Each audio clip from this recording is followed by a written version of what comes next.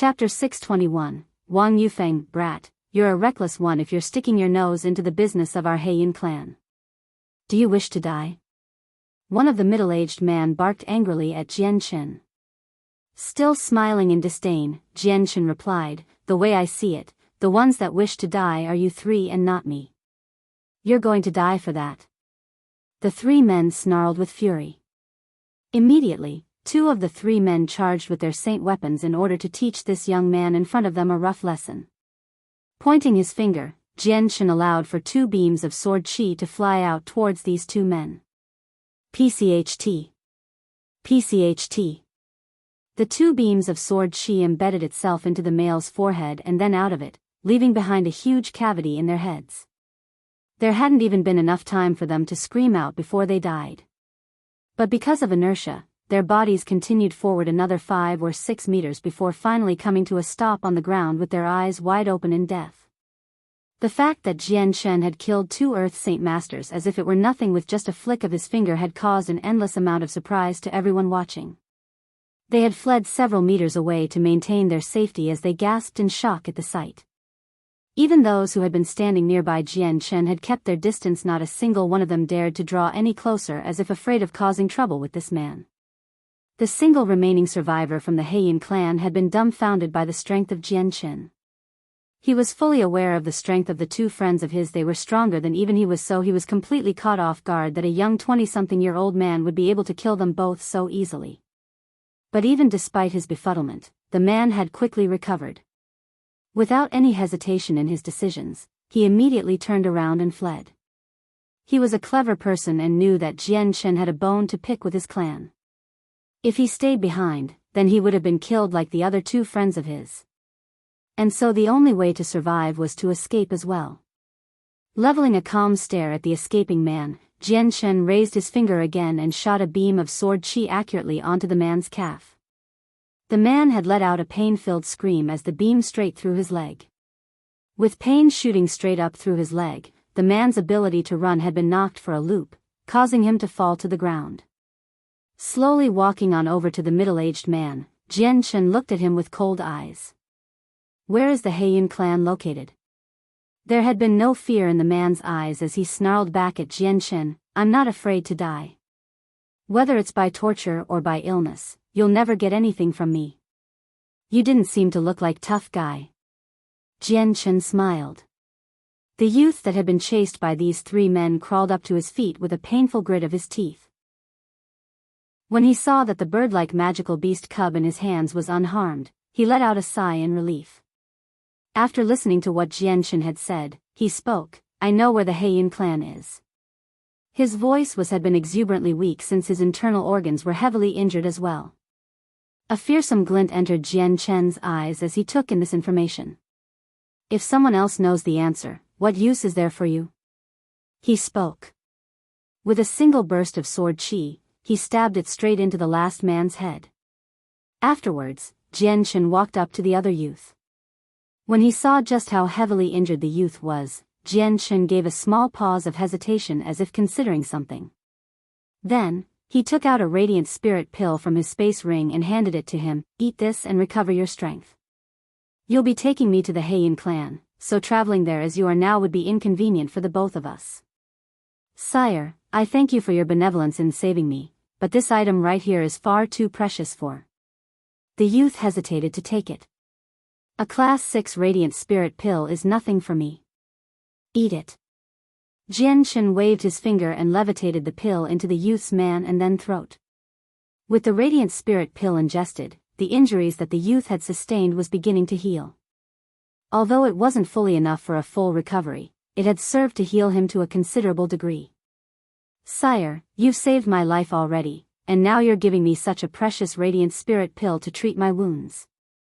I am truly at a loss for what reason Sire would be so benevolent. The youth spoke gratefully.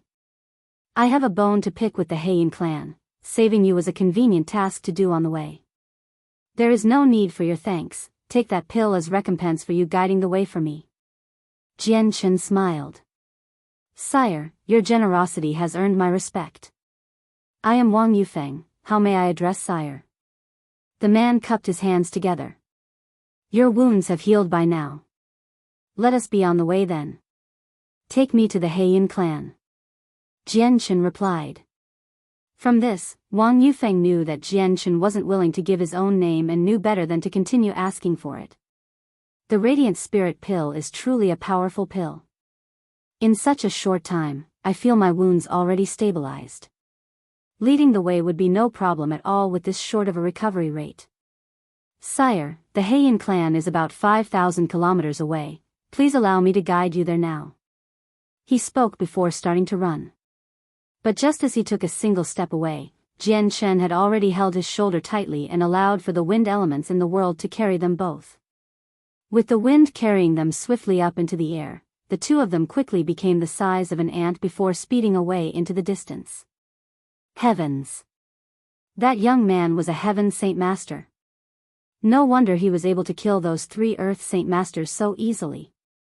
He was a Heaven Saint Master. The people on the streets had let out a cry of astonishment when they saw Jianchen bring Wang Yufeng away into the air and began to gossip to one another. Looking down to see that the city below them was growing smaller and smaller, Wang Yufeng had been stunned. But soon enough, he recovered enough to look at Jianchen in a completely different light. You're a Heaven Saint Master, he exclaimed in shock. He had truly found it hard to believe that a youth that was younger than him was actually a Heaven Saint Master. Could this youth use some sort of secret technique to alter his appearance? But as he thought, a sudden realization hit Wang Yufeng, causing him to blanch. Are you Jianchen? Correct. Jianchen confirmed. Ah. So you're Jianchen. Straight away, Wang Yufeng's face adopted an extremely emotional expression. The name of Jianchen was essentially the same as a clap of thunder. Not only was he the king of mercenaries, he was also a Heaven Saint Master that had been able to kill 5 Heaven Saint Masters outside of Mercenary City all by himself. Such a shocking battle prowess like this was absolutely breathtaking and was far more than enough for any youngster to idolize him. Wang Yufeng had been no exception to this. Wang Yufeng had absolutely no idea that the person that had saved him would actually be the illustrious king of mercenaries, Jianchen. Compared to him, Wang Yufeng was almost worlds apart in power and fame and had thus left him utterly responseless. I did not think that I would be able to meet the renowned Jianchen.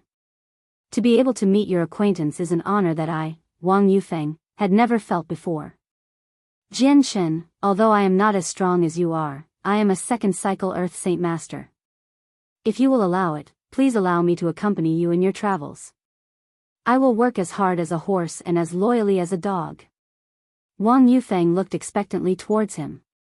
He had been earnest in serving a Heaven Saint Master. It would not hurt him in any way, especially if that Heaven Saint Master was a practically unlimited potential expert like him. Shooting a glance at Wang Yufeng, Jianchen shook his head. I have plenty of enemies that are equally strong as I am in power.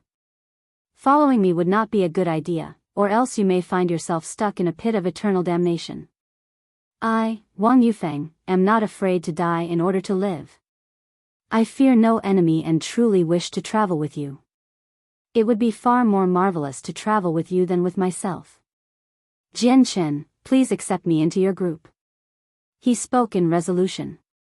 He knew that this was an extremely rare opportunity, so he was very unwilling to let it go. Jianchen had hesitated for a brief moment when he saw how resolved Wang Yufeng was. Thinking about how few people there were in the Flame Mercenaries that were loyal to him, Jianchen reconsidered it. Very well then, since my mercenary group is short-handed at the moment, I'll accept you into it. Jianchen's reply had caused Wang Yufeng no small amount of joy and had him light up with excitement. Ah, why were the men of the Heiyun clan chasing you? Jianchen asked curiously. A dark expression crossed Wang Yufeng's face in that moment. Looking down at the bird-like beast cub in his hands, he snarled, it was all because of this beast cub that I was chased. A month ago, I happened across a steel-winged beast nest in a nearby forest. There was only a single cub, so I was fortunate enough to obtain the cub after expending a large amount of my strength. But then the Heiyun clan accosted me on my way back and wanted to take it from me for their own greed. I knew that I wouldn't be able to take them on and fled for an entire month. Sometimes, I would barely escape death from their hands, and then it was at this final encounter that I was able to receive Lord Jian Chen's help. Chapter 622. The formidable chaotic force. Jian Chen turned to look at the magical beast cub in Wang Yufeng's hands. The beast cub was jet black in color, and was roughly the same size as his tiger cub. The wings of the bird looked as if they were made of hard iron, and looked similar to an eagle with its sharp sword-like beak. However, it was clear to see that this steel-winged beast was a newborn. It barely possessed any intelligence, and there was not a single bit of danger awareness to be seen. As such, it was currently quite content and quiet in Wang Yufeng's arms, unaware that the man who was holding it had killed its mother. Class 5 magical beast cubs that can fly are hard to obtain. If they are carefully bred from young until they mature, they will provide a great deal of assistance. However, riding a flying-type magical beast has its own risks associated with it. It would be best for a Heaven Saint Master to ride one. Jian Chen spoke. Wang Yufeng chuckled in response. I understand that line of reasoning. The nature of a magical beast is a vicious one which can often lead to them going berserk. I heard once that many of the more gentle flying-type magical beasts lose control of themselves, causing their riders to plummet to their deaths. However, I'm sure that I'll be able to reach the highest level of control with this one so that such an event will never happen. In any case, a steel-winged beast is a Class 5 magical beast. When their intelligence matures, they'll be far more stable unlike the lower-ranked magical beasts, so the chance of losing control of themselves should be very low. Jian Chen nodded his head in agreement. What you are saying makes sense. However, you must take advantage of the young age of the steel-winged beast and carefully nurture it. If it matures before you tame it, it'll only become harder. I know. For now, I will treat this little child as if it were my own. I will love it dearly. Wang Yufeng laughed. As they traveled, Jian Chen and Wang Yufeng talked to one another. On the way, they talked about plenty of things, allowing Jian Chen to gain a more in-depth understanding of Wang Yufeng. However, Jian Chen did not once ask about his background, meaning it was still a mystery to him.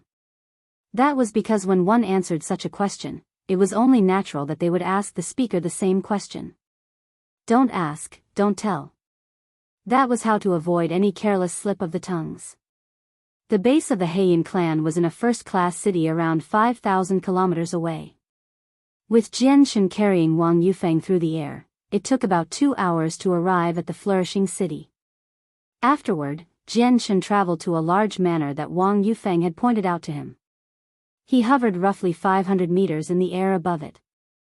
The fact that Jian Chen was using the wind elements in the world to travel had easily caught the attention of plenty of people below. One by one, they pointed at the floating figures in the air and started to gossip. The Tianzhu kingdom was a country that could be said to be in the middling ranks. It was slightly stronger than the Heavenly Eagle Kingdom, and Heaven Saint Masters could be said to hold mighty ranks here. Whenever one ventured out in public, they would catch the eyes of many people. Under Jian Chen's grasp, Wang Yufeng was able to point at the manor beneath him and say, "This is the place. This is the manor of the Heiyun clan." Without even needing to ask Wang Yufeng, Jian Chen could tell that this manor was indeed the base of operations for the Heiyun clan. That was because Jian Chen had already scoped out the place with his presence and had a very clear idea of the terrain. Above the gates at the entrance of the compound was a signboard that made it all too obvious just who lived here. Inside the manor, Jian Chen could detect 3 Heaven Saint Masters.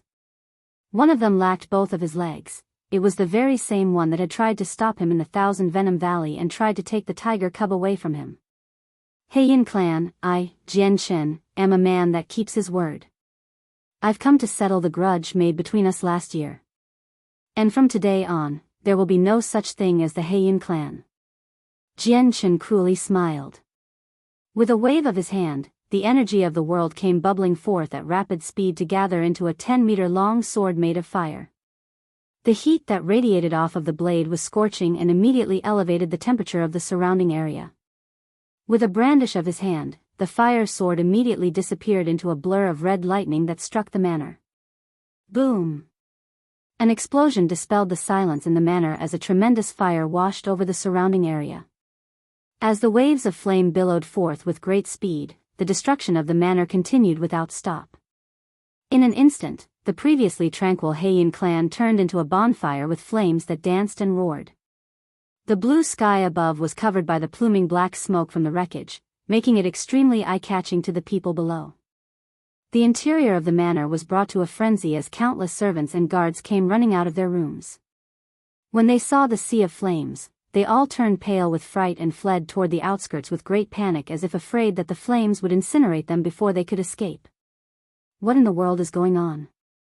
A middle-aged man cried out as he barged out of his room. Up until now, he hadn't even realized that someone had attacked the Heiyun clan. Quick! Put out the fire. One of the more elderly caretakers cried out, but not a single person had heard him due to the intensity of the flames and the sounds that accompanied them. A few measly buckets of water wouldn't be able to put a dent in this flames in any case. Someone has attacked our Heiyun clan. Be on your guard, I said.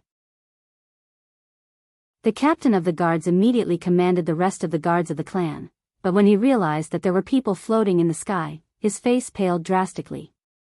No. The ones who've attacked us are Heaven's Saint Masters. That's not someone we can fight. Chew quick. Call out the patriarch. At the warning of the captain, 3 separate entities flew out of the interior of the manor. The 3 men quickly soared to the heavens to meet with Jian Shen, and at the same time, an elderly voice called out with such volume that the ears of everyone else ached from it. You there, for what reason have you to attack my Heiyun clan? The elderly man called out with as much dignity as he could muster, but even his dignity could hardly hold back the furious anger the speaker had. Soon enough, the 3 Heaven Saint Masters arrived at the same altitude as Jian Shen. Standing shoulder to shoulder just 20 meters away from Jian Shen, each one of them looked ready to kill him. Who are you? State your name at once and why you are attacking my clan. The bald elder standing in the middle barked out as he grasped his sword. The sharp point of the sword glinted ominously, and if it were any regular person standing there, their valor surely would have dipped to non-existent levels. Ignoring the elder that spoke, Jian Shen stared at the elder without any legs next to him. Jian Shen gave him a cold smile. Perhaps you might recognize me? The elder without legs obviously recognized Jian Shen, and let out a gasp in shock. It's you. In his mind, he couldn't help but think of the legends he had been hearing as of late about Jian Shen. His heart skipped a beat, and he contemplated trying to flee. Third elder, who is he? Do you know him? The bald elder asked. He's the one who's been making waves recently with the rumors. The king of mercenaries, Jian Shen. The elder barked with a great deal of difficulty. The bald elder blanched as well when he heard that. What? He's Jian Shen. Prior to this, Jian Shen had killed 5 Heaven Saint Masters by himself outside of Mercenary City. Even the news of his fight with 2 saint rulers within the city had been heard by these elders. Such a powerful figure like that was not an opponent that the Heiyun clan could take on. Even with the 3 Heaven Saint Masters, they stood no chance at all. So you do remember me. Then, I presume you remember what I said to you years ago. I said it once. If I, Jian Shen, am not dead, then I'll be sure to annihilate your entire Heiyun clan. I have never once reneged my words before. I will not let a single one of my enemies escape, and today is the day I make good on that promise of mine. Jian Shen laughed.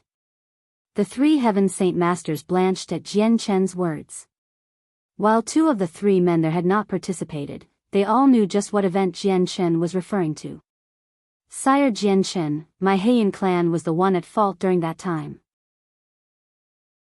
We give our sincerest apology, and are willing to offer ample compensation. We ask that Sire Jian Shen pardon our Heiyun clan, and we are more than willing to offer our assistance to you should you require us or our territory. The bald elder's intimidating glare melted away to adopt an apologetic smile. His voice gained a softer tone and no longer contained the iron edge from earlier. Unmoved by the proposal, Jian Shen chuckled. How lightly you treat your words. Back when I was on the verge of death because of your clan, this blood debt was formed. Just how could I give it up so easily? Only in your dreams. With that, Jian spoke no more and immediately shot toward the head of the leading Heaven Saint Master. The chaotic force began to cycle around his body, and with a flash of light from his dantian, the energy flew into his palm. Now that he could control the chaotic force, Jian's palm took on a gray color as a destructive amount of power came forth. The surrounding area around his palm looked like water as it distorted with ripples and waves. At this one moment, Jian could feel the practically unlimited amount of power he was wielding. It was almost as if his hand could split apart the world around him, and a single punch could kill a Heaven Saint Master instantaneously. This would be the very first time he wielded such a tremendous power. With a grunt, Jian slapped the area around him with his palm, causing the space in front of the slap to distort so violently that a slight fissure formed. With such a destructive force being unleashed from his palm, it was as if a dragon had suddenly been let loose. Chapter 623, Destruction of the Heiyun clan. With such a destructive force being unleashed from his palm, it was as if a dragon had suddenly been let loose. The space beneath the strike surged violently as the powerful energy ravaged the area around it with dreadful might. The three Heaven Saint Masters could feel just how powerful Jian's strike was from the surrounding space. It was like an icy block that froze the three of them in place. Moving even a single finger became difficult. The three Heaven Saint Masters had only enough time to turn pale and fright before the boundless wave of energy slammed against their bodies unceremoniously. In the face of such a tremendous amount of energy, the three Heaven Saint Masters folded as if they were ants. Without putting up any resistance, their bodies split apart into a violent display of blood and gore. The palm strike of Jian had not stopped there. The influx of energy completely shattered the bodies of the three Heaven Saint Masters before continuing to slam into the manor below. Boom! Following a tremendous cracking sound, the entire world seemed to shudder as if giving birth to an earthquake. Practically everyone in the city felt the ground beneath them shake, and several of the more shoddily built restaurants could not help but unsettlingly sway. Bits and pieces of the Heiyun clan's manor splintered into every single direction possible. At the center, the ruins of a tremendous strike could be seen. In an instant, the previously flourishing city was left a mess, and the Heiyun clan tragically suffered. The previous proud manor had been reduced to a ruined wasteland, and only smoke could be seen from what used to be the walls and roofs. At the very center of the manor grounds, a single hole about 100 meters wide and 10 meters deep could be seen. Furthermore, this giant influx of energy had damaged every single building within a kilometer radius.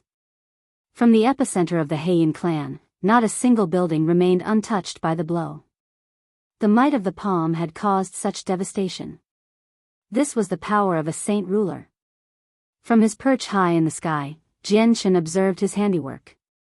He felt startled by the might of his own palm, and remained quiet for some time. He did not expect such devastation to occur after attacking the elders. Is this the power of the chaotic force? Jian thought to himself in surprise. The might of the chaotic force had indeed been out of his expectations. 3 of the Heiyun clan's Heaven Saint Masters had been killed so easily that it was almost as if they were nothing. His attack made him experience just how true the saying was, in front of a saint ruler, everyone else is an ant. That saying was a veritable truth. In front of a saint ruler, everyone else may as well be an ant. Even Wang Yufeng, who had been leading Jian, was rendered speechless by the devastation. His eyes were as round as plates, and his mouth had dropped open wide enough for an entire chicken egg to fit in it from his shock. He could see that Jian had only struck with his palm, yet that attack had killed 3 Heaven Saint Masters. Furthermore, it had brought forth such devastation. It truly filled him with disbelief, and for a moment, he doubted what he was seeing. He wasn't a Heaven Saint Master, but even he understood that a Heaven Saint Master shouldn't be able to cause this much destruction. Could Jian already be a... Wang Yufeng suddenly began to shiver as a question popped in his head. This thought that had suddenly popped in his head was so terrifying that even he wished to stop thinking about the answer. Plenty of people gathered in the surrounding area of the Heiyun clan to see the outcome. A procession of soldiers had already formed as well, but even they could only look up in misery at the floating figures above. Each spectator remained silent, completely shocked at the sight. The army of soldiers didn't dare say a thing. Despite the destruction of part of the city, not a single one of them was brave enough to even fart right now. The Heiyun clan held an extremely lofty and powerful status within the city. They had been the strongest faction in the city and had been considered second to none even in the kingdom they resided. However, this mighty faction had been wiped out in an instant, and against their assailant, they might as well have been nothing. This was something that every single spectator found hard to believe. Half a moment later, Jiede finally let out a long turbulent sigh to control his emotions. With a wave of his hand, he tossed several space rings into the hands of several people down below. "We're going," he informed Wang Yufeng before turning around to leave the city, leaving behind the dumbfounded citizens of the city. It had only taken a single wave of his palm to cause an irrevocable amount of damage to the Heiyun clan. The blood debt that Jiede had with the Heiyun clan could be considered to be done and over with. The following days after, Jiede relentlessly continued to try to find the whereabouts of the Jiede clan. The Jiede clan remained true to their label as a hermit family, staying hidden in a forest or mountain somewhere. They were an isolated faction that never showed their faces to the world, causing Jiede to hear absolutely nothing that could lead him to their location. In fact, many of the people Jiede asked had never even heard of their name before. However, the gods were willing to reward the hard-working man. On the third day of Jiede laborious attempt to learn of the Jiede clan's whereabouts, a relatively strong sect reported that they knew of the Jiede clan. Jiede brought Wang Yufeng with him there. The Jiede clan was said to have been founded at the core of a mountain with countless of magical beasts standing guard around it. There was no shortage of Class 5 magical beasts there, and there were several Class 6 magical beasts that the clan had tamed. They were trained to guard the gates and to prevent any outsiders from entering. Jiede brought Wang Yufeng to a spot 20 kilometers away from the reported mountain ridge. He then stared off into the distance at the series of buildings that sprung up from the ridge. "Wang Yufeng, you stay here. I will be fighting a saint ruler. Taking you there would only serve to hurt you." At the mention that Jiede was about to start trouble with a saint ruler, Wang Yufeng's heart began to beat frantically. It was with great concern that he said, "Jiede, your opponent is a man who became a saint ruler many years ago. Furthermore, this is his domain. If you're going in there alone, you must be careful. Relax. I'll be fine, but you must make sure to hide yourself away. Don't let the men of the Jiede clan catch you. There might not be any magical beasts around here, but make sure that you don't get caught by one nonetheless. Hide yourself now," Jiede instructed before flying into the air to reach the Jiede clan.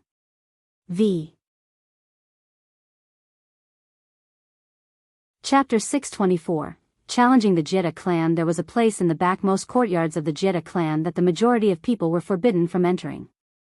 This forbidden place was what many of the clan members considered to be a type of holy ground. Practically everyone bowed reverently in the direction of these grounds when standing near them. The patriarch of the Jiede clan would often shut himself off from the world in this forbidden place to focus on his cultivation. He was the sole saint ruler of the Jiede clan and was the sole reason for the Jiede clan's status as a hermit clan. Within a flower garden in the forbidden zone, all sorts of flowers were blooming in a stunning fashion. A rich aroma wafted through the air, and a large rabble of butterflies could be seen flapping their wings gently as they traveled through the air, giving this deathly quiet area a vibrant feeling of life. At the very center of the flower garden was a wooden house. This wooden house clearly looked as if it had stood for a very long time. The wood was ancient, but despite that, it remained standing with signs of damage from the passage of time. It had clearly been worn down to the point where it looked as if it would collapse. Like an elderly man that seemed destined to fall at any moment, this house looked as if it was about to collapse on itself with a single totter. Within the house, the patriarch of the Jiede clan sat at a wooden table in the center of the room. His eyebrows were furrowed together as if deep in thought, and his face was covered with a look of worry. Ever since his escape from Mercenary City, the man had been living in unease without a day of solace. When he had first realized what was happening in Mercenary City, he had been deeply influenced by it. Jiede was able to do as he pleased in Mercenary City without restraint, and for the life of him, the patriarch could not understand why. As a 2,000-year-old saint ruler, Patriarch Jiede knew a lot about the world. Even the barrier of Mercenary City was known to him to several degrees, and he knew that its capabilities were something that a heaven saint master could never hope to match. Jian Shen had violated the laws of Mercenary City, but he had not been punished. In the eyes of an outsider, Jian Shen had clearly some sort of connection with the power holders of the city, but Patriarch Jiede didn't truly believe in that. He knew that the barrier of the city had gained sentient life, which had given rise to the rumors of the spirit of the barrier. It had already been countless of years since its birth, and the status it wielded in Mercenary City was something practically no one could ever touch aside from the founder of the city himself, Mo Tianyun. Not a single person could command the spirit of the barrier, not even the Grand Elder. Patriarch Jiede was completely convinced that the reason why Jian Shen had escaped punishment had nothing to do with having a relationship with the power holders of Mercenary City. The elder was puzzled by the method Jian Shen used to escape punishment. He was more worried about Jian Shen's talents and the fact that he could not locate the Duanyan sword than the method Jian Shen used to escape punishment. Patriarch Jiede was more than aware that Jian Shen was skilled enough to reach the realm of a saint ruler soon. With such a powerful entity as an enemy, the Patriarch knew that it would lead to nothing good.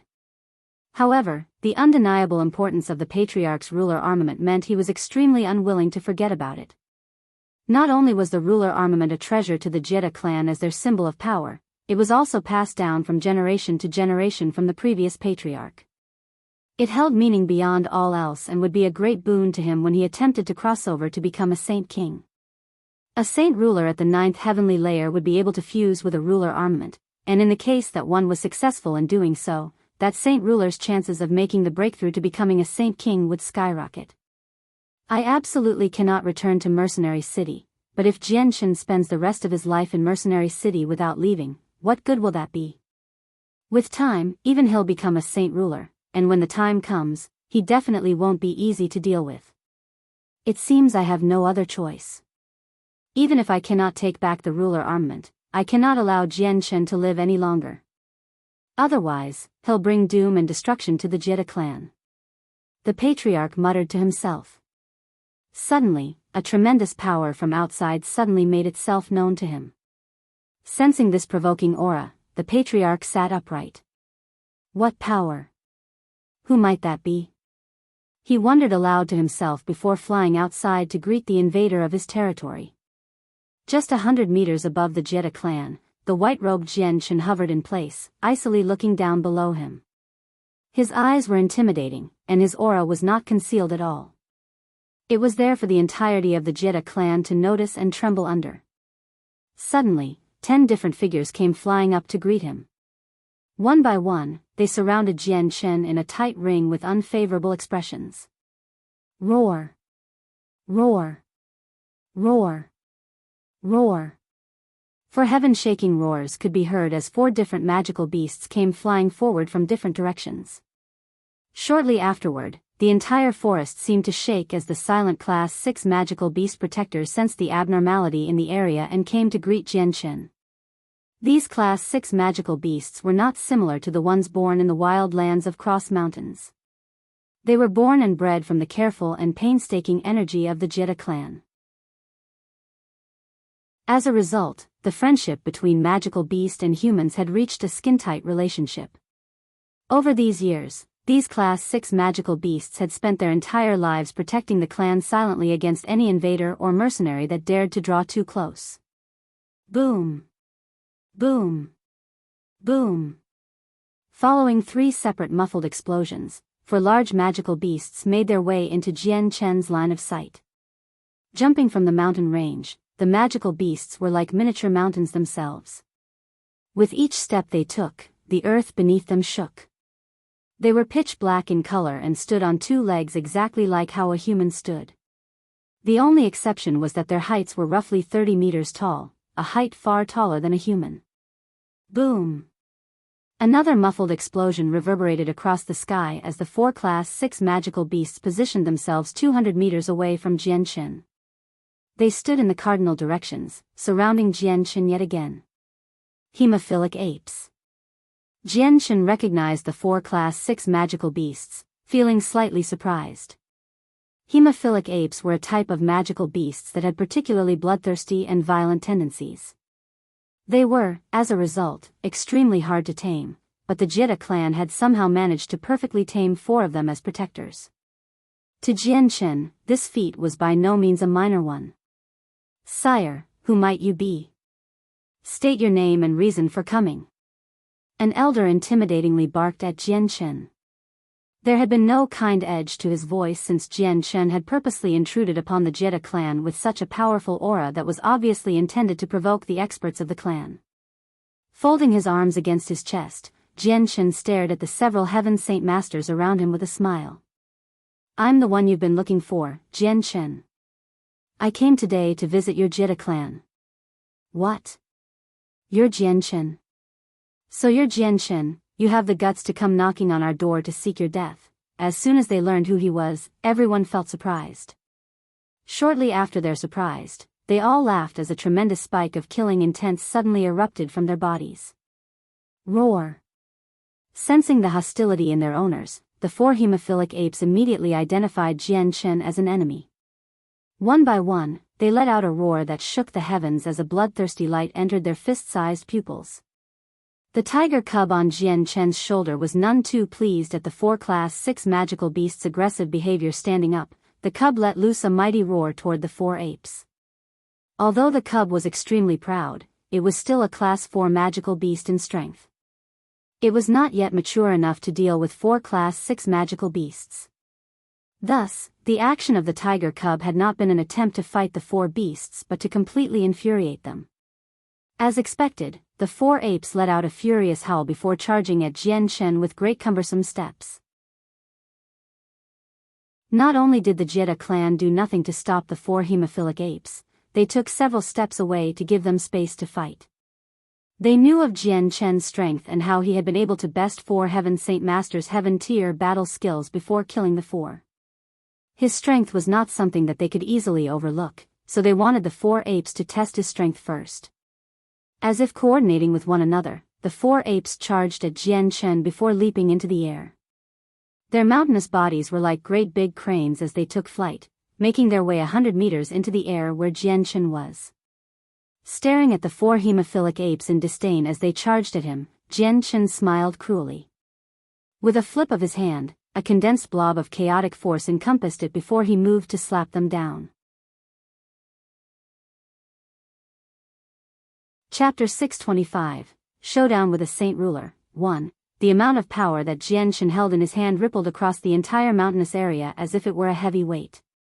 With speed as fast as lightning but no thunder to accompany it, the area beneath the strike started to look even more cramped than before. Then, it seemed as if the entire area had frozen in time. The 4 hemophilic apes had only gotten within 50 meters of Jianchen before they were frozen in place. They had only been 30 meters in the air, but even their gigantic bodies were rooted firmly in place. Boom! Following their inability to move, a fierce amount of energy ruthlessly smashed into the bodies of the 4 apes, causing the Class 6 magical beasts to crash back down to the ground as fast as they came up. As they fell, blood was pouring from not only their mouths, but also their eyes, ears, noses, and even pores.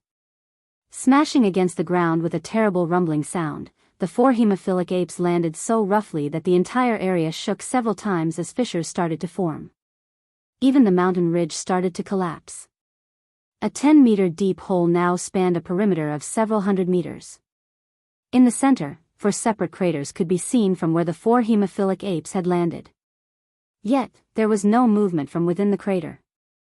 Whether they were still alive or not was a complete mystery. The men from the Jiede clan felt their jaws drop at the unbelievable sight in front of them. As if a storm was being waged in their minds, they were deeply affected by the sight. Jianchen's strength was something that left them all speechless. It had only taken a single palm to defeat 4 Class 6 magical beasts to such a degree. Was this really the strength of a Heaven Saint Master? Against these 4 hemophilic apes, even a 6th cycle Heaven Saint Master would be unable to defeat them soundly without a Heaven-tier battle skill. This was the difference in natural strength between humanity and magical beast. However, Jianchen only needed a single palm strike to defeat them. What kind of power was that? Slowly taking back his hand, Jianchen stared at the 4 hemophilic apes. These 4 Class 6 magical beasts are quite strong since they survived even after receiving this palm strike of mine. They're stronger than the Heaven Saint Masters of the Heiyun clan at the very least. Are you really Jianchen? After a long while, one of the elders finally inquired with a stare of disbelief. He didn't dare believe that the youth that had become the king of mercenaries was so unbelievably strong. Each and every participant of the gathering of the mercenaries was under the age of 50, so a youth with that much strength was simply far too much. Isn't this the strength of a saint ruler? A woman despondently asked. There's no possible way Jianchen should have a strength like that. Who are you? Another man skeptically inquired. They had never seen Jianchen before and were thus not sure of what he looked like. Giving a cold smile, Jianchen was about to open his mouth to say something when something out of the corner of his eyes caught his attention, causing him to look there. The space in the direction he was looking at was starting to distort to reveal a white-robed elder with long hair and a scholarly aura. This was the patriarch of the Jiede clan and the sole remaining saint ruler. We pay our respects to the patriarch. The 10 Heaven Saint Masters immediately bowed out of respect to him. The patriarch ignored the bowing members of his clan in favor of observing Jianchen. When he recognized his face, the patriarch immediately froze in disbelief. The person that he wanted to capture at all costs had actually taken the initiative to come to him. This revelation was startling to say the least. The expression on the patriarch's face hardened as he said, Jianchen, it really is you. Correct, it is I. Today, I've come to pay a visit to your clan. Jianchen smiled as he cupped his hands in mock salute. He exuded the air of a regal prince, and if anyone else were to look at the two, they would have assumed that Jianchen was a good friend of the patriarch. Letting out a cold snort, the patriarch ignored Jianchen's actions. He swept his eyes down to the 4 deep craters and then back to Jianchen with a solemn expression. Jianchen, did you do this? What other person is there here but me? Jianchen smiled. Impossible. The patriarch barked with narrowed eyes. Glaring at him, the patriarch said, Jianchen, it has only been a few months at most since we last met. How did you become so strong so quickly? Did you make the breakthrough from a Heaven Saint Master to a saint ruler?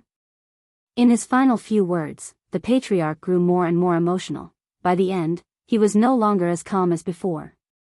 In this world of extraordinary things, there is no such thing as an impossibility, but there is something I can tell you at the very least. I am still a Heaven Saint Master. Jianchen replied. He was indeed the same rank as before, but he had gained the fighting prowess of a saint ruler when he had attained the minor achievement of the chaotic body. He had not yet comprehended the profound mysteries of the world, and thus, could not be considered a saint ruler. The patriarch let loose a sigh of relief at those words. The sudden thought from before had been causing his heart to skip a beat in fright. A youth not even 50 years old becoming a saint ruler was far too terrifying of a thought to exist in this world. A cold smile couldn't help but appear on Jianchen's face when he saw the expression of the patriarch. Don't you wish to take back the ruler armament of your clan? Since I'm here, why don't you try and get it back?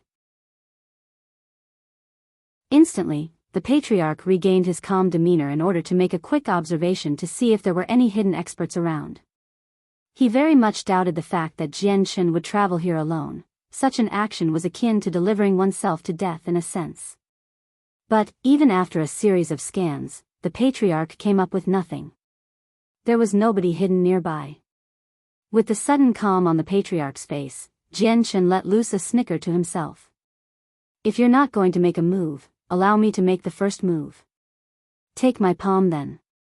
Another burst of chaotic force appeared in Jianchen's palm before he flew forward to slap the patriarch. A tremendous amount of energy appeared, distorting and applying pressure to the space around them. The patriarch immediately felt his body be locked in place. Having received this prison of energy around him, the patriarch immediately felt shock register on his face.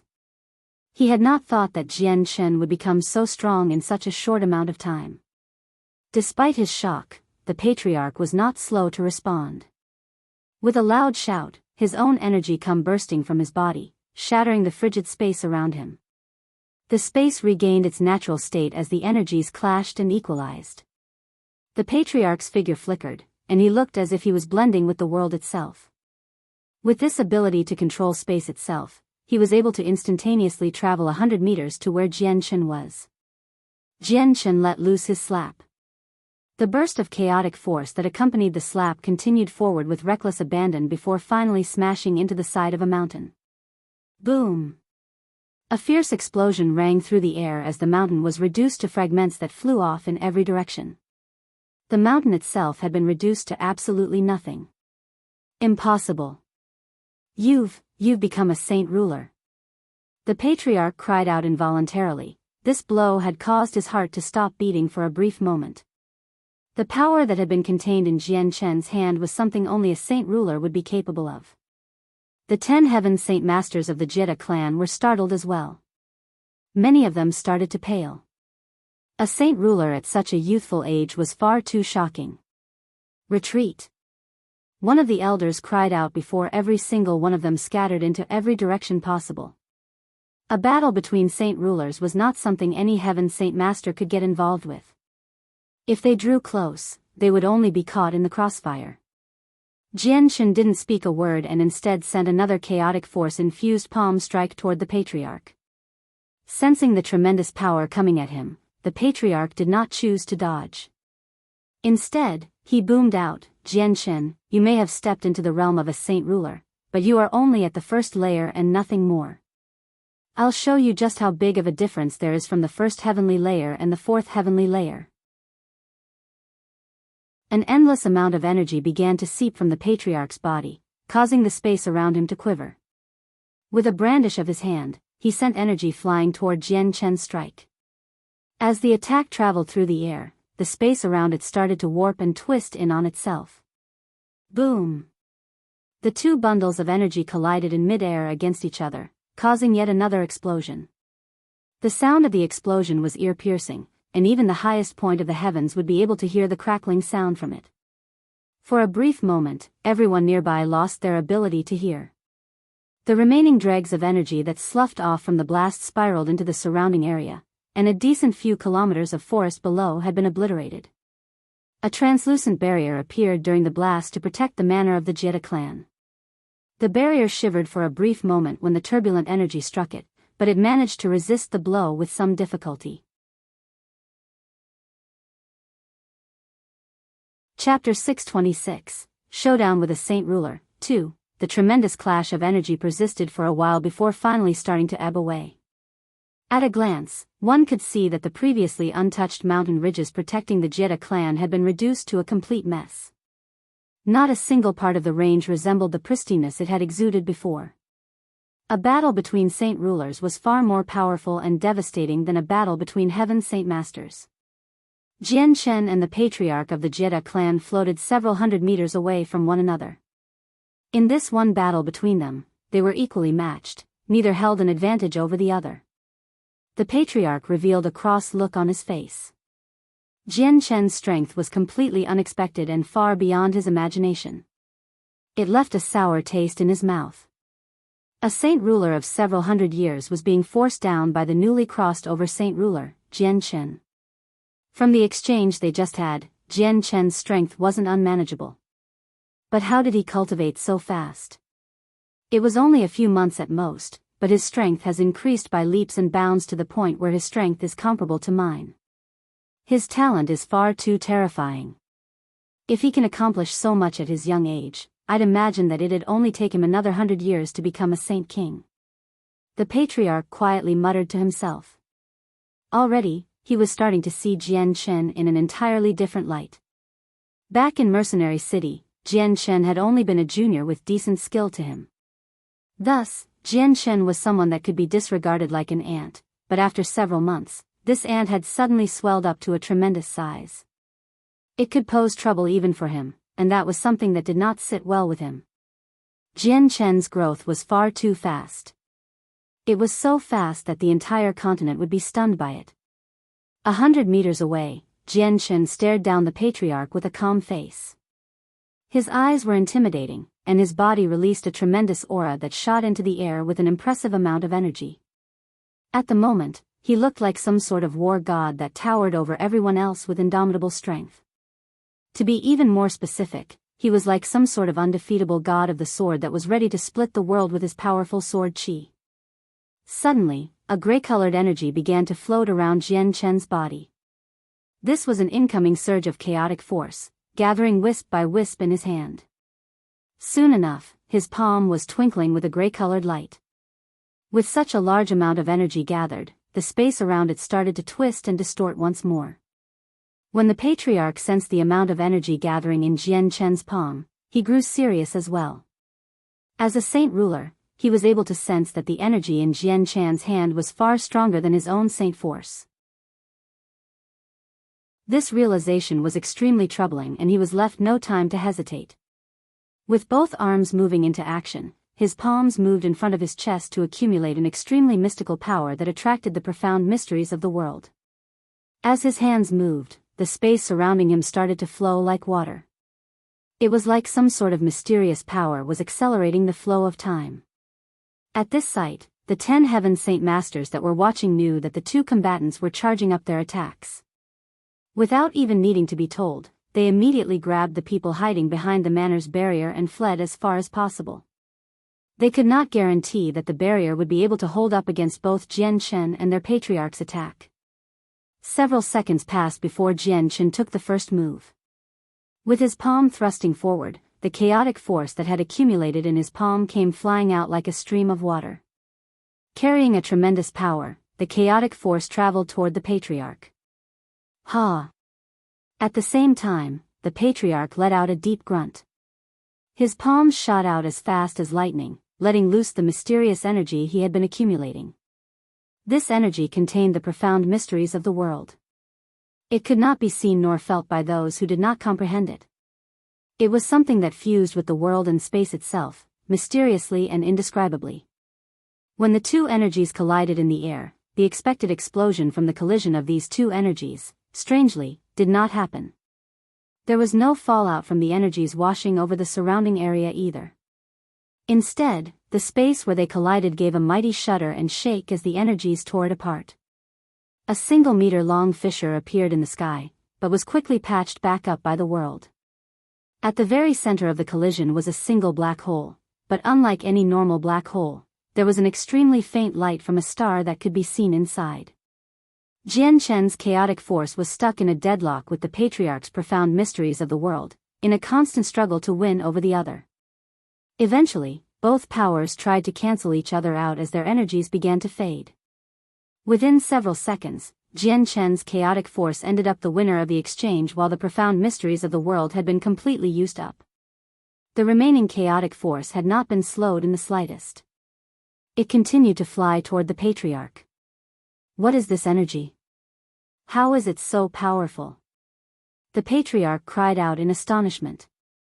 Pushing out with his palms again, he forced out even more saint force from his body to try and counteract the slightly weaker chaotic force. Master, you can't keep going on like this. Your usage of chaotic force is far too much. Also, the true might of it is not being displayed. It is only with the chaotic body that the chaotic force can show its true might. Ziying's voice explained in Jian Chen's mind. Jian Chen's heart skipped a beat after hearing this. He immediately gave up the idea of using the chaotic force as a projectile against his enemy. At a thought, the wind elements in the world gathered around him, surrounding Jian Chen with an azure light. Jian Chen flew straight for the patriarch. Master, the chaotic force should be distributed throughout the body to show off the might of the chaotic body. Qingsua instructed with a singsong voice in Jian Chen's mind. They were extremely knowledgeable about the chaotic force, unlike Jian Chen, who had only just made contact with it. He was a complete stranger to this powerful energy, and required the two sword spirits to guide him on how to use it. Chapter 627, Showdown with a Saint Ruler. 3. Jian Chen didn't hesitate in his actions after listening to the sword spirits.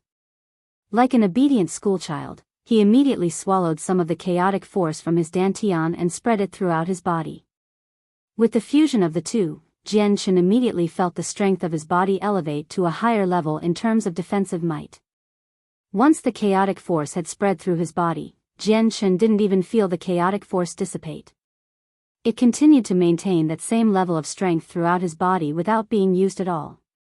The following moments after he had used the chaotic force to strengthen himself, Jian felt his entire body continue to operate at an extremely boosted level. During that moment, Jian drew closer to the Patriarch. His palm became a fist filled with chaotic force meant to punch the Patriarch. As the fist traveled, the surrounding space around it violently trembled. Jian wasn't adept in close combat fighting with his own body, but Jian didn't worry about any threats because the powerful chaotic force had been joined with the chaotic body. The Patriarch was startled at Jian's choice of attack, but then a small smile appeared on his face as he said, "Jian, this old man has a considerably strong body. Allow me to teach you a good lesson with it." Without delay, the Patriarch's right hand formed a claw shape as it filled with Saint force. That hand flew toward Jian's neck while his left hand moved to block Jian's punch. The Patriarch of the Jiede clan was without a doubt a saint ruler. He was one who had peered into the abyss that was the profound mysteries of the world and understood the secrets to space. A fist of his contained the powers of space, and was extremely fast as a result. It moved so quickly that Jian had no time to dodge the attack. Thus, the man grabbed Jian by his throat. Jian felt startled to see the hand reach his throat.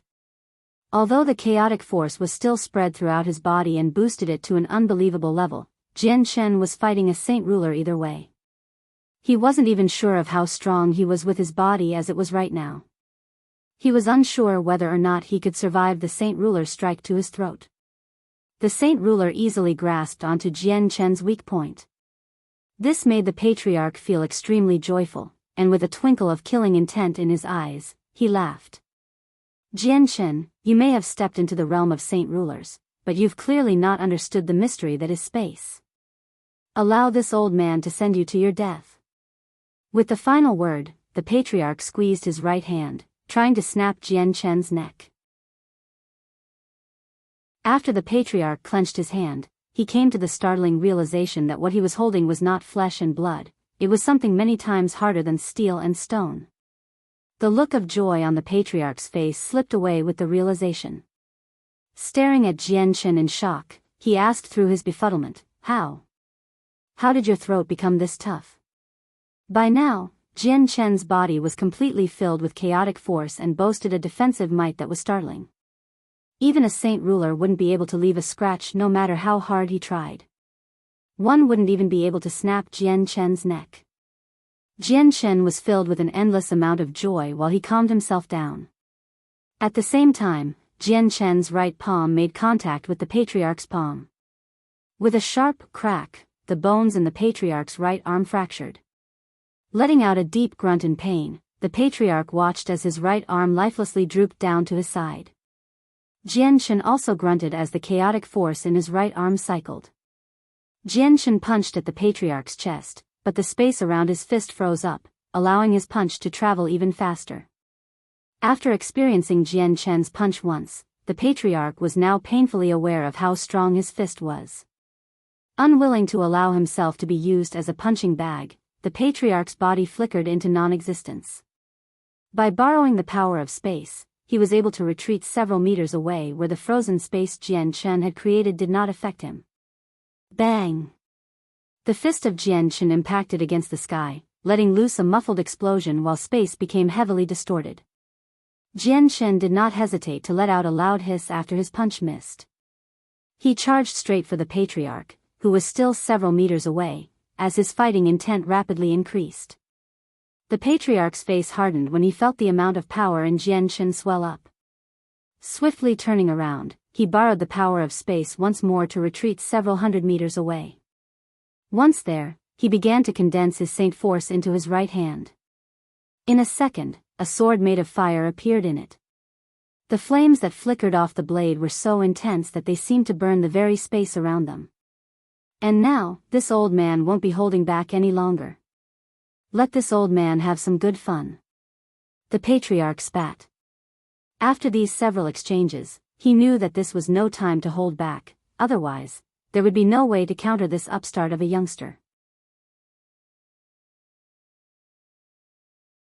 Chapter 628, Subjugation. 1. The patriarch of the Jiede clan was one with the space around him. In his current state of harmony, he was free to travel almost instantaneously toward Jianchen. His saint weapon resplendently shined as it flew at Jianchen. Following the path of the blade, a fissure about 2 meters wide was torn asunder. Even Jianchen felt slightly intimidated by the might of this sword swing. He knew that his chaotic body had been strong enough to endure a throat-crushing experience, but this time he was facing the edge of an extremely sharp weapon. Compared to a claw, a sword was far more intimidating. Jianchen had no guarantees that he would be able to survive this attack as easily as the strike before. The power that came from a saint ruler when they used their saint weapon was not insignificant. Unwilling to take the sword head-on, Jianchen decided to evade by dodging to the side. However, he was still a heaven saint master. It was true that he had the battle strength of a saint ruler, but Jianchen had not been blessed with an iota of comprehension of the profound mysteries of the world. This one-sword swing of the patriarch was imbued with the powers of space itself. Jianchen was left with no bargaining power as he tried to dodge the sword. In the end, Jianchen was struck in the chest by the flaming sword. However, the sword did not pierce his body as expected. When the moment came for the saint weapon to make contact with Jianchen's chest, the forward momentum of the sword came to a grinding halt, and moved no further.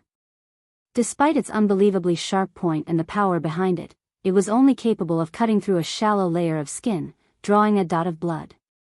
Patriarch Jiede's irises dilated to practically a needle's circumference as he gasped in shock at the small point of damage on Jianchen's chest. He couldn't believe it. While he didn't put his entire might into this one swing, it was still roughly 80% of his raw might. This energy could destroy the world around him if directed, yet Jianchen was still floating in front of him practically unharmed. Such a sight was far too much for him to accept. Jianchen looked down at the mosquito bite-like injury on his chest, and an extremely wide smile graced his face. A saint ruler had used his saint weapon, yet it was ineffective. This only went to show just how strong the chaotic body was. Now, Jianchen was no longer afraid of the patriarch. Master, Ziying and Qingsua haven't yet recovered our strength, so the origin energy is not yet comparable to the chaotic force. During this battle, please use the chaotic force in your body instead. Your chaotic body and chaotic force are only at a rudimentary level, a level so rudimentary that it cannot even be considered as the chaotic body or chaotic force, but it should pose no threat when fighting a saint ruler of this world. Ziying spoke in Jianchen's mind. Jianchen immediately gave up the notion of using the origin energy of the sword spirits to fight. The chaotic force within his body began to surge and bubble like the water in a river. A moment later, it had covered his entire body before Jianchen rushed to fight the patriarch. He wasn't skilled in close combat fighting, but there wasn't a suitable weapon available that he could use. He couldn't even use the origin energy. The circumstances were pushing him to use his fists. The patriarch easily dodged Jianchen's fist and moved behind him. He brandished his saint weapon and swung it with all his might to strike Jianchen down. Like lightning, the saint weapon arched into Jianchen's back, but the attack only served to cut away his robes, revealing his unblemished skin. Shortly afterward, a small white line appeared where the blade had cut him. Blood could be seen dripping from the white line. With his white skin as contrast, the blood was very eye-catching. The patriarch could only stare in mute shock at the wound on Jianchen's back as his skin regenerated back to its original state as if it had been completely unharmed in the first place. The patriarch had used his entire strength to cut down Jianchen, but the end result was a slight paper-cut-like wound that instantaneously healed itself. Impossible. The patriarch stuttered. He was completely dumbfounded by this result where only an insignificant wound had been inflicted. The tiger cub hiding on Jianchen's shoulder had been affected by the tremendous aura of the saint ruler, causing it to let out a small, frantic cry. It clung to Jianchen's neck with both its paws. The cub seemed like it was about to collapse. Feeling the slight burn that traveled up his spine, a malevolent glint appeared on Jian Chen's face. Moving the tiger cub from his shoulder to under his left arm, Jian Chen moved to punch the Patriarch. In fierce battle between Jian Chen and the Patriarch, both combatants were using their entire strength. Each attack they threw out was capable of destroying the world around them. When their attack impacted against something, a tremendous sound resonated and great winds erupted.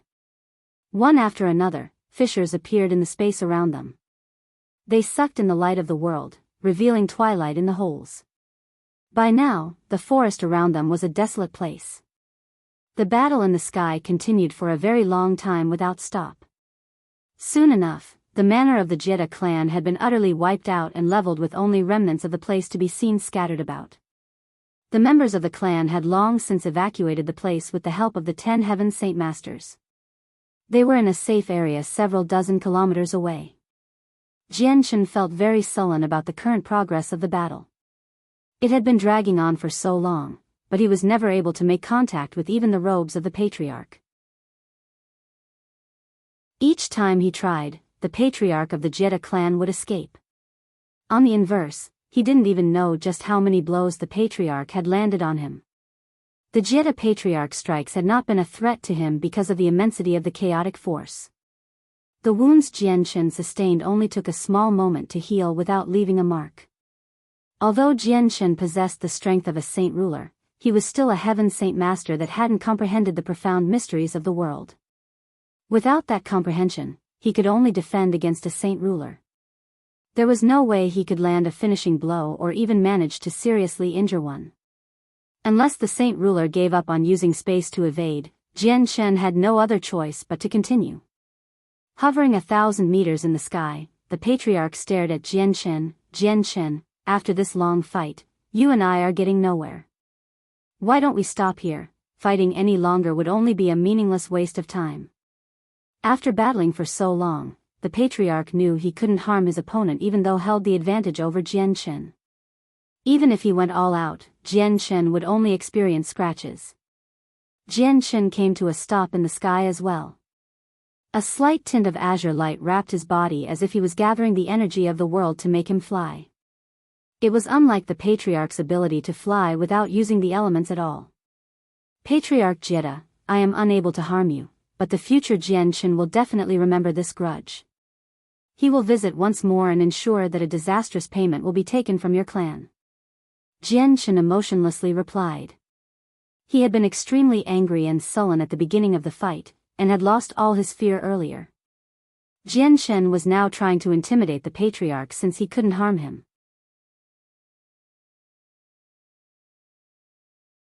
Chapter 629, Subjugation, 2. The Patriarch had an ugly look on his face while he listened to Jian Chen. He knew that Jian Chen wasn't joking, and with the talent Jian Chen possessed, he would only skyrocket in strength from here on out. If the Patriarch waited any longer, it would only be a matter of time before Jian Chen would become a threat that he couldn't handle. However, the Patriarch had no way of dealing with Jian Chen even now.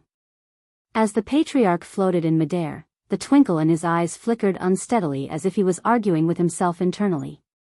Several moments passed before the Patriarch finally made up his mind. He grit his teeth to say, Jian Chen, it's better to let sleeping dogs lie rather than wake them. You were the one who started this affair.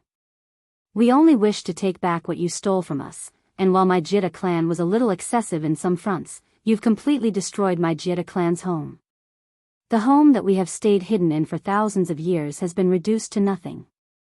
We can no longer live here, therefore, we should wipe away the debt. From today on, our two sides should give up this war. Your words are cheap. Jian Chen snorted. If you said this to me before, I would have considered those words seriously, but your Jiede clan is no longer an object of worry to me. Don't even try to delude yourself into thinking I won't chase you down. A dark light crossed over the Patriarch's face as he said in a low voice, Jian Chen, I cannot do a thing to you, but you cannot do a thing to me either. If you won't consider your own well-being, why not consider the well-being of those by your side? The Jiede clan may be a hermit clan that rarely meets with the outside world, but we still have many methods of finding out where you live and who is closest to you. You dare. Jian immediately spat out with a terrifying glare. His eyes were like two sharp swords as he stared at the patriarch in fury. If you dare, then I'll kill off all your clansmen. A furious killing intent flooded the air from Jian's body as he sent out his presence to find out where the members of the Jiede clan were hiding. Since he now had strength equal in might to a saint ruler, a heaven saint master was like an ant to him. Jian's reaction startled the patriarch. He consequently scolded himself for his folly. He was filled with regret now. If only he had known that such a statement would only infuriate Jian, he would not have said it to begin with. If Jian were to strike his clansmen, then the patriarch himself would have no way of stopping him. The chaotic force of Jian was far too tyrannical, and even he was afraid of meeting it face to face. Stay your hand. There is still room for negotiations. The patriarch cried out. Moving with the powers of space, the patriarch moved to stop Jian from advancing ahead. Jian's eyes were filled with anger as he swung his chaotic force-infused right hand at the patriarch, who was blocking the path in front of him. However, the patriarch dodged Jian's hand with ease. Flickering to just another 100 meters away from him, the patriarch shot a beam of sword chi at Jian in an attempt to hinder his forward progress. Jian completely ignored the fact that he could dodge. He struck at the beam with his fist. Boom! When the fist met the sword chi, a loud explosion could be heard as a gale of leftover energy swept about and distorting the space of the world. Jian continued forward with only a small injury on his right hand. Some blood could be seen trickling from it, but it healed up within a few seconds as if nothing had happened. Jian, as long as you let my Jiede clan go, I, Jiede Tai, will lend my aid to you for any 3 tasks. The patriarch swore. As far as he was concerned, the clan was far more important than anything else. As long as the clan survived, the patriarch would not feel bad about his actions. Upon hearing this, the killing intent Jian was leaking began to die down a bit as he stared at the patriarch with a thoughtful look. No, if you really wish me to cease my pursuit of killing your clan, there is only one method. What method? The patriarch asked. Submit to me. Jian smiled. If the patriarch really was willing to submit to him, then he would have no need to bother with this situation. Don't even think about it. The patriarch immediately lost all color in his face as anger flooded forth. He was a saint ruler. An entity that stood on top of almost everyone else. How could he possibly submit to someone of the younger generation? A frosty look appeared on Jian's face. If that's how it is, our negotiations are finished. Jian, let us settle our matters a different way then.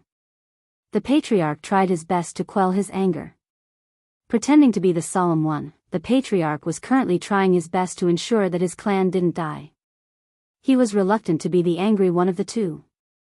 Shaking his head without hesitation, Jian answered, there is only this method. Aside from that, nothing else can be considered. He paused for a moment. Submitting to me may be a little off-putting to someone like you, but it isn't too embarrassing either. I was able to reach this realm of strength at such a young age. If I am given even more time, I'll definitely step into the Saint King realm and even the legendary Saint Emperor realm. At the mention of Saint Emperor, the patriarch's body violently trembled. He looked at Jian in disbelief. However, when he considered just how young Jian was and how strong he was, the patriarch began to have second thoughts. The amount of people that reached the legendary zenith that was the Saint Emperor realm could be counted on one hand. It was not as if no one did, but the most important fact was that of all the people that had done so, their potential had not been as outstanding as Jian's. It was extremely likely that Jian would one day become a Saint Emperor. At this thought, the tension in the patriarch's heart began to dissipate. Jian saw through the thoughts that the patriarch was thinking, and moved to capitalize on the moment. Looking at the long-term benefits, submitting to me would not be a bad plan. The benefits outweigh the detriments and will help elevate your clan's status. From a hermit clan, you may very well become a clan that will survive from antiquity to the future. When I become a Saint Emperor, you may very well have a good chance of becoming a Saint King with my assistance. The heart of the patriarch skipped a beat at those words, but with a level mind, he asked, "Just what proof do you have that you are sure you will become a high and mighty saint emperor?" "Because I am only 23 years old." Jian Chen laughed.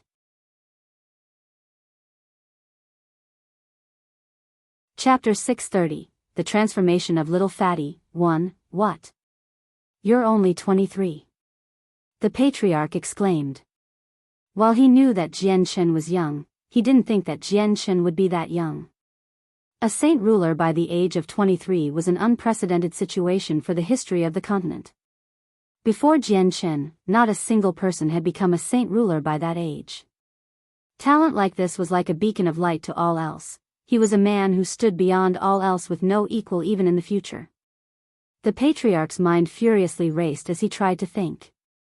When he remembered how Jian Chen had been able to fight him and the deceased patriarch Shi without fear of receiving punishment, he immediately let out a startled cry.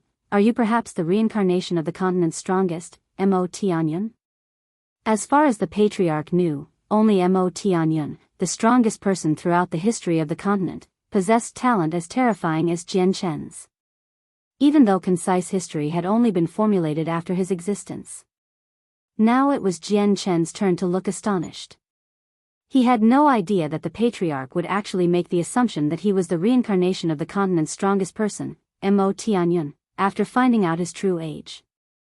"So have you considered it? Submit to me, work for me, and I shall wipe away the debt of the Jiede clan. The potential benefits your clan may receive in the future are unlimited. If this isn't ideal, there is only one other way to continue this discussion." Jian Chen evaded the question with a smile. Still unsure, the patriarch continued to float in the air with a conflicted expression on his face. He was clearly trying to make a decision. He knew that he would be degraded to the position of that of a slave if he submitted to Jian Chen. No longer would he be able to move as he pleased. A high and mighty saint ruler of the previous generation working like an ox while the next generation worked as the rider. Such a decision was unbelievably difficult to make no matter how resplendent the next generation's genius was. For a good while, the patriarch hesitated. In the end, he decided he had no other choice but to compromise with Jian Chen for the sake of his clan's survival. It was with a grieved expression that he said, "Jian Chen, you win. My Jiede clan will formally submit to you." Even as he spoke, the patriarch looked as if he had aged years and years in an instant, like his life was being sucked out of him. A victorious smile appeared on Jian Chen's face as he rejoiced within his heart. He knew that from today on, he would have a saint ruler at his beck and call. Not only was that plentiful source of strength, it also served as a deterrence. "You swear on your blood?" Jian Chen smiled. The patriarch bit his lips hard enough to draw blood and spat it out. Quickly, he drew a mysterious but grotesque pattern with his blood in the air before it flew to Jian Chen. This blood oath was something that the patriarch had created using the three energies of his body and life. The owner of the blood oath was equivalent to the owner of his very life. Now that he had given the blood oath to Jian Chen, it also meant that his life was in Jian Chen's hands. "I hope that you will be a man of your words and won't renege on it." The patriarch grimly spoke. Taking the floating blood seal in front of him, Jian Chen placed it in between his eyebrows. He allowed it to disappear into his head and into his mind space. The sword spirits slowly surrounded the blood seal that the patriarch created in his mind space. From how they surrounded it, it seemed as if the sword spirits were treating the blood oath as if it were a prisoner. "Master, don't worry about this," Jian Chen heard Ziying say to him. Sighing in relief, Jian Chen watched the blood oath disappear into the sea of chaotic force. His mind space was a dangerous place to allow things in. If he wasn't careful, the patriarch's blood oath could do something to him. After he accepted the blood oath, Jian Chen felt as if there was some sort of subtle connection between him and the patriarch. It allowed him to sense which direction the patriarch was and where the patriarch was in the general area. Jian Chen was also able to feel that if he destroyed the blood oath, the patriarch of the Jiede clan would die on the spot. Knowing that he had the capability of controlling the life of a saint ruler filled with joy. This was undoubtedly a great windfall. "Ah, since we are family now, how might I call you?" Jian smiled at the patriarch. The earlier killing intent he had been releasing was nowhere to be seen. Jiede Tai. The patriarch emotionlessly stated. Unperturbed by the patriarch's attitude, Jian continued to smile. Then I'll be calling you that from now on. You may leave now to handle your clan. Meet me in Mercenary City half a month from now and we'll leave together. Jiede Tai nodded his head without a word, but his heart was undoubtedly feeling very gloomy. Jian gave Jiede Tai several tasks to do. He then left the area after changing his clothes. 30 kilometers away he found the hiding Wang Yufeng, who was behind a giant stone. Jian then flew away with him in tow.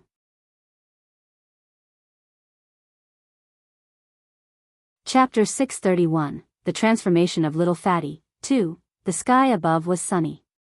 There was not a single cloud in sight for kilometers around. A slight breeze could be felt as golden rays of light brightly sprinkled down onto the equally golden ground below. The entire continent basked in the golden rays of sun as it warmed up. Jian flew across the azure sky with Wang Yufeng at sound-breaking speeds. They were traveling fast enough that the scenery below was a blur. Jian, you really are amazing to kill even a saint ruler. I wasn't able to see the fight, but the sounds alone were enough to terrify me. The earth and the heavens themselves felt as if they were threatening to fall to pieces, and even the mountains had been utterly destroyed. I had almost thought that you were going to destroy the world. Wang Yufeng spoke passionately without pause. A saint ruler is really strong after all. They're not someone any person can easily fight. Even if I came across a saint ruler, I'd be like a piece of paper to be blown away. A battle between saint rulers is something that is barely seen even once every 100 years. Laughing, Jian replied, You praise me too much. How could a saint ruler be that easy to kill? The patriarch and I fought an intense battle, but we were evenly matched. Neither one of us could harm the other, so he was unable to be killed by me. That couldn't be helped, Jian. You don't look all that much younger than me, but you have already become a saint ruler. Your potential is definitely limitless in the future. I, Wang Yufeng, really think that it is luck that I will be able to travel with you. I'll definitely be able to experience my own ups and downs too. Wang Yufeng happily smiled. To be able to follow a saint ruler was an undeniably joyful event to be excited for. Suddenly, Wang Yufeng thought of something and looked to Jian in panic. Jian, you can't throw me away, okay? I may just be a second cycle Earth Saint Master, but my potential isn't weak by any means either. I'm 35 years old this year, but I'm still considered a genius of the continent. Becoming a Heaven Saint Master is just a matter of time. Becoming a saint ruler wouldn't be out of the question either. If you are willing to join my mercenary group, I will of course never toss you away, but you must understand, following me is not going to always be a good thing. Although I am strong, the opponents I have are just as strong. They are not to be trifled with. Jian responded. I don't care about that. The events of the future are unknown to me, but I, Wang Yufeng, still wish to travel with you. Wang Yufeng laughed in ardent support of following Jian. Afterward, Jian brought Wang Yufeng to Mercenary City and left him there to wait. After exchanging a few words with Little Spirit, he left for Longevity Valley once again. At the same time as he was leaving Mercenary City, a stalwart middle-aged man currently sat in a personal room in a first-class city in some other kingdom. Respectful sir, we've investigated the matter you wished for. Within the room, another elderly man smiled professionally at him. Say it. If your information is reliable, there will be a bountiful reward. The man spoke with bright eyes and a cold voice. As soon as he heard the words, bountiful reward, the other man's face grew serious. The wrinkles on his face tightened as he said, Respectful sir, our labyrinthine sect has made our investigations and have made a preliminary report on the actions of Jian. When he was in Mercenary City, the uproar he caused there made its way to the outskirts of the city. About a month later, he arrived at a first-class city in the Tianzhu kingdom and lay waste to a strong clan.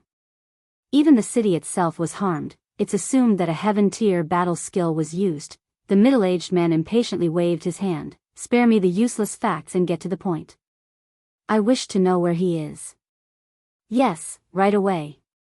The elder replied without delay. Looking as if he was thinking, he said, since Jian Shen is a heaven saint master, he can fly off to places that even we cannot track with ease. We only know that 2 days ago, he arrived back at Mercenary City with another person and then left headed to the Cross Mountains, it seems. The Cross Mountains.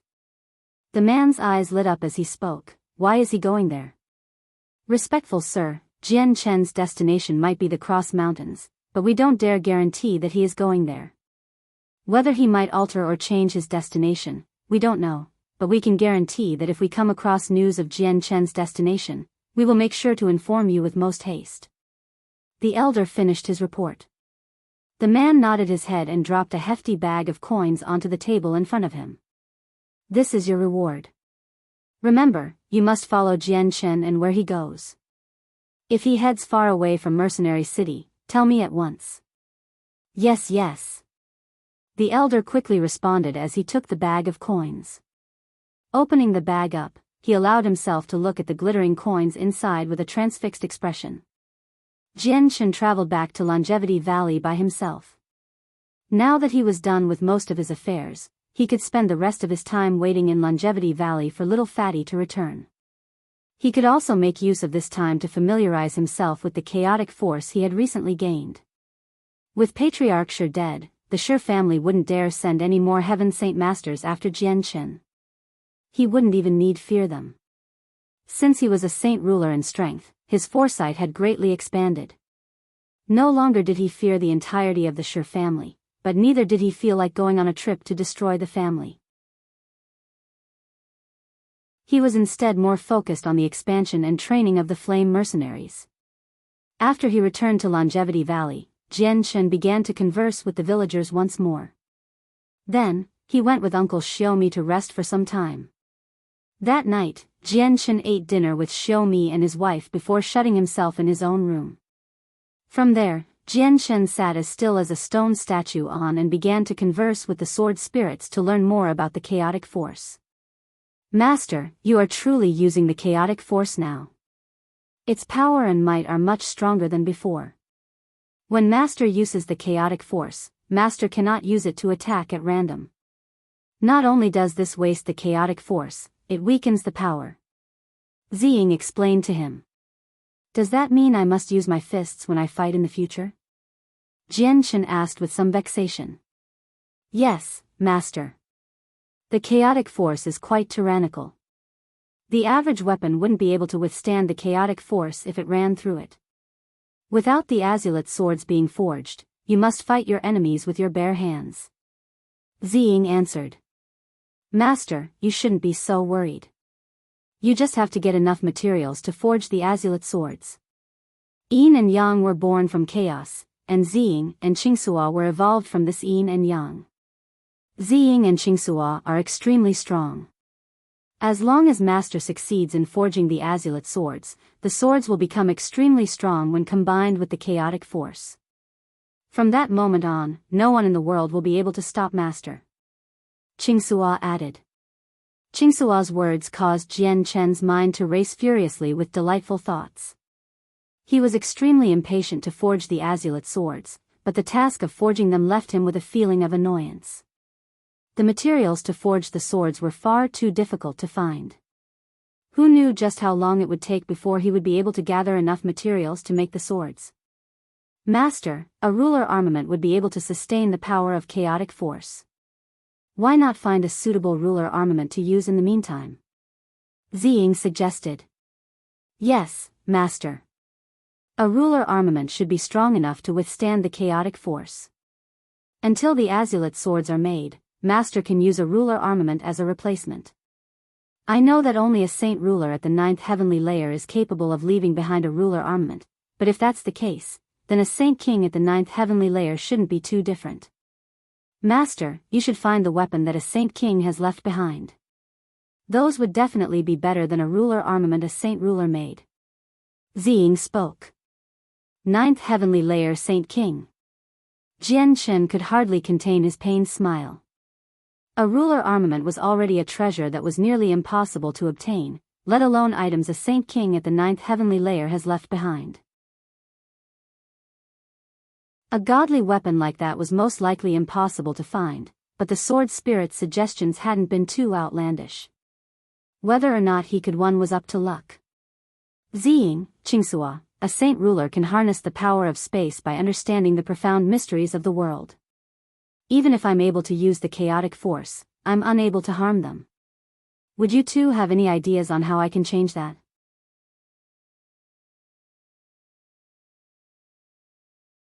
Chapter 632, The Transformation of Little Fatty. 3. Master, the chaotic force can destroy the world if there's enough.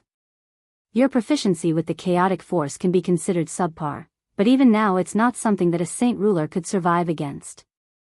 Unless Master gets to a higher level of proficiency with the chaotic force or perhaps forges the azulate swords, dealing with a saint ruler that can use the powers of space will be impossible. Ziying spoke. Jian Chen's eyebrows furrowed together. In other words, I have no ways of dealing with a saint ruler that can use the power of space. That may not be the case. Master, you've forgotten that movement skill you have, the illusionary flash. That movement skill embodies the laws of space. If Master were to comprehend it, then you will be able to understand the laws of space to some degree. Once that happens, even a saint ruler can be dealt with. Qingsua explained. Wouldn't that mean to say that I'll break through to become a saint ruler? Jian Chen suggested. Although he was a saint ruler in strength, he was not one in status or actual power. The powers a saint ruler wielded were not things he could do. This time, Ziying and Qingsua hesitated to answer for a moment. It was finally Qingsua who said, Master, our analysis of a saint ruler suggests that their understanding of the laws of space is far more comprehensive. The illusionary flash focuses purely on speed and disregards the other aspects of space. Saint rulers are using what is perhaps the power of the world itself, and that barrier they often use is likely a construct of the world's power given a form. Qingsua is correct. Master, according to what we know of the illusionary flash, it should be able to elevate your speed based on the principles of the laws of space and nothing else, but even that will be enough to deal with a saint ruler. Ziying spoke. Jian Shen pondered what they said for a few minutes before finally saying, It seems that I just have to try and comprehend the illusionary flash. With a momentary pause, Jian Shen continued, Ziying, Qingsua, I've already reached the minor achievement realm with the chaotic body. How much further away is the major achievement realm? If I reach that realm, would I be comparable in strength to a saint emperor? Which one of the two would be stronger? Ziying and Qingsua both let out a peal of laughter in response to Jian Shen. Master, you belittle the chaotic body far too much. You are only at the entrance of the chaotic body, and the path ahead of Master is a long one. There is no doubt that the major achievement realm would be vastly superior to a saint emperor. Master, the realms to the chaotic body aren't that clearly divided. There are far too few people that cultivate the chaotic body. They could possibly be counted on 10 fingers of 2 hands. Furthermore, there has been no one that has ever reached the major achievement, but for the sake of fully explaining the chaotic body to Master, we shall divide it up into 8 different parts. As of now, Master, you are only at the first layer. Ziying explained. Jian Shen was surprised to hear that. The very first layer of the chaotic body was enough to match a saint ruler. That would mean that once he reached the highest level of the chaotic body, his strength would be at an unbelievably frightening level. This thought filled Jian Shen with no small amount of joy. Afterward, Ziying and Qingsua both began to explain many of the more important points of the chaotic body to Jian Shen. No longer would Jian Shen be as ignorant of the chaotic body as he'd been, only knowing that the chaotic body was strong and nothing else. Jian Shen spent the following days in Longevity Valley. During the day, he would go to the forest and practice the illusionary flash. At night, he would stay within his room and try to comprehend the secrets of the illusionary flash. He hoped that he would one day make a breakthrough and become proficient enough to fight a saint ruler. The tiger cub hadn't stopped either. Day after day, it would eat and digest the heavenly resources that Jian Shen had been given from the Grand Elder of Mercenary City to increase its strength. Afterward, it would lay on the bed and sleep off the food. In the blink of an eye, Jian Chen had stayed in Longevity Valley for an entire month. During this 1 month, he had made a good deal of progress in his studies of the illusionary flash.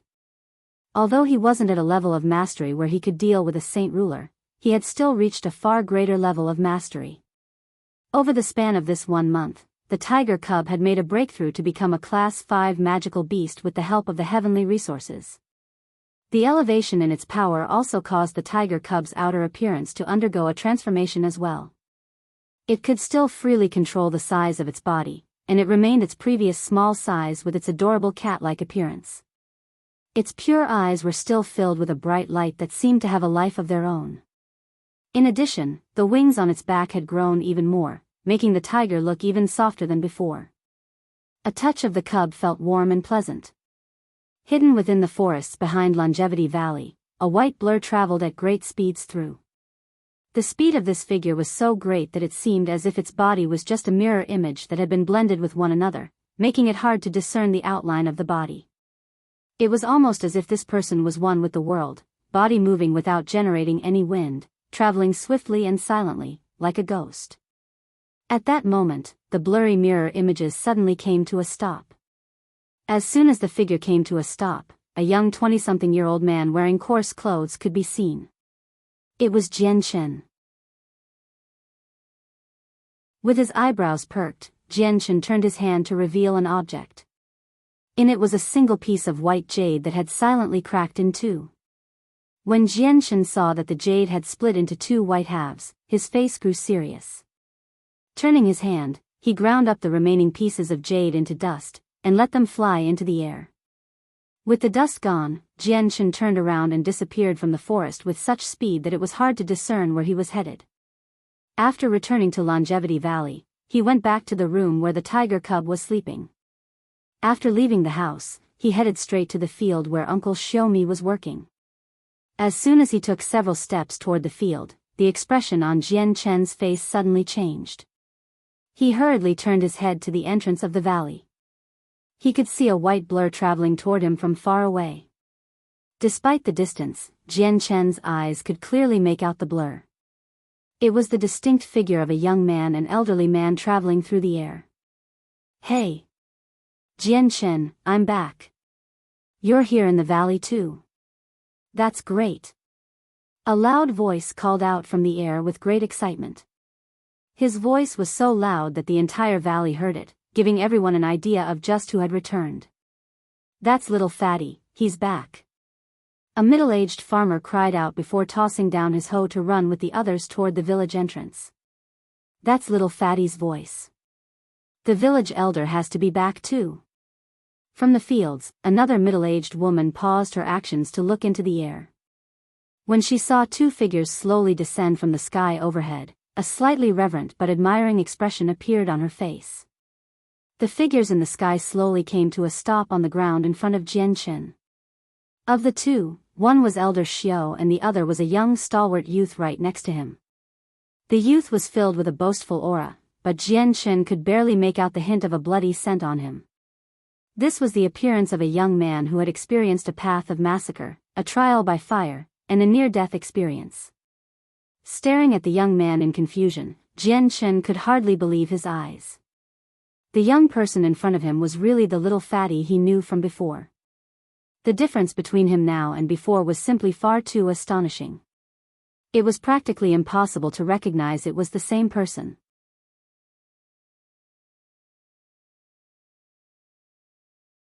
Chapter 633, Is that really you? You're really little fatty. Stunned at the sight of the person in front of him, Jian Chen couldn't believe his eyes that this well-built person was the very same person he knew before. Are you really little fatty? Even Xiaomi was having second thoughts. With his hoe hefted on his shoulder, Xiaomi stood there in stunned disbelief. Was this really his own son? The little fatty of today was drastically different to the little fatty of before. Not only was his aura different, even his appearance and build had changed. Not a bit of fatty meat could be seen on him. He was extremely skinny compared to before. He wasn't as straightforward looking anymore, he had gained a feeling of being a highly capable person. Father, how did you change little fatty so much? Xiaomi smiled to Elder Xiao. Little fatty, you've become so skinny. You must have suffered terribly outside. Little fatty's mother wailed in despair before rushing out from the house to meet him. Wow. Little fatty, you've changed so much I barely recognized you. Are you really little fatty? You seem more like a stranger. The people from the village who were barely older or younger than little fatty muttered to each other in disbelief. Not a single one of them could believe their eyes at his transformation. Little fatty scratched his head with slight embarrassment when he saw just how shocked everyone was. With a chuckle, he said, even I don't know what happened, but I've changed a lot over the past few months. Please don't worry everyone, I'm still the same little fatty from before. Looking to Jian Chen, he apologetically said, Jian Chen, I'm really sorry. A year ago, Grandpa took me to train so we had to delay our meeting. Sorry for keeping you waiting. Jian Chen smiled in return, no worries. I've only just arrived myself. Little fatty, congratulations on becoming an Earth Saint Master. You are now one of the stronger people of the continent. Jian Chen, I've finally become an Earth Saint Master. Little fatty laughed. Grandpa will finally let me travel the outside world with you. When can we set off? Little fatty ended impatiently. Thinking about how to answer the question, he finally responded, the sooner the better. I have something to do back home, so we need to hurry back. Jian Chen, why not leave tomorrow? Little fatty and his grandfather must have gone through a lot in their travels. Let them rest well for tonight. Little fatty's mother reluctantly suggested. Then let us go with Auntie's suggestion. Jian Chen nodded. Little fatty's sudden return delayed Jian Chen's trip back home by one more day. The next morning, everyone in the village gathered to send off Jian Chen and little fatty. They both left the valley after one final farewell. The villagers didn't go beyond the village entrance. Instead, they watched the two leave from afar. Some of the villagers revealed envious looks. AI. The plain-robed elder Xiao heaved a heavy sigh to the sky. I didn't wish for little fatty to be entangled with the matters of the outside world. I wanted him to live a life of peace here, but Jian Chen's sudden arrival brought him dreams of traveling. Whether this is a blessing or curse, I'm not sure. Father, we should be approving of little fatty's wish to travel the outside world. Little fatty will become wiser with this trip. Remaining in the village will only stifle little fatty's talent, and only with this journey will little fatty's true potential will be drawn out. Perhaps little fatty will one day become strong enough to set down a basis of strength to replace even you, father. Xiaomi spoke. Elder Xiao shook his head, no. I won't hand over my responsibilities to little fatty. This is only a cumbersome burden, and no matter how talented little fatty is, he is unsuited for this responsibility. Why, father? It can't be a matter of strength. Xiaomi protested. Elder Xiao sighed with a bit of a pained groan, your mother died because of the Bloodsword Sect. Before her passing, she made me swear to not interfere with the continent. So from then on, I sought a quiet place to hide away, like the rest of the hermit clans. A place to live out the rest of my life in peace. No matter how strong a person's cultivation becomes, they will still end up as skeletons. Nothing but a false name is left after that. Your mother was wise to say that an unordinary but peaceful life isn't a bad one. One shouldn't try to be so concerned about leaving a mark on the mortal world. Instead, they should try to live a life without worry. Elder Xiao sighed. Father, how do you plan to deal with the Bloodsword Sect then? Xiaomi asked. Elder Xiao grew silent for a moment. I can tell that Jian Chen isn't a bad choice. He's outstanding in almost every aspect, and his potential is quite terrifying to say the least. If he's able to become a Heaven Saint Master at that young age, then I can say that he won't be inferior to me in the future. Flying over the mountains, Jian Chen carried little fatty through the sky, quickly bypassing the cross mountains. The tiger cub on Jian Chen's shoulder had already long since woken up. It glanced around with great bright eyes. Suddenly, the cub let out an excited cry as it unfolded its wings. Leaping off of Jian Chen's shoulder, it disappeared into the verdant forests down below. Not even a moment later, it came flying back to Jian Chen's shoulder with a fruit in its mouth. Jian Chen was rather startled by what the cub did, but he laughed in the end. I had thought that your wings were just for decoration, but it seems that flight with them is possible. That's a first. Little Fatty looked at the tiger cub on Jian Chen's shoulder. Jian Chen, I can tell that this cub is very strong. Is it a Class 5 magical beast already? Correct. It became a Class 5 magical beast cub several days ago. Little Fatty, I recall that you've never seen a high-class magical beast before.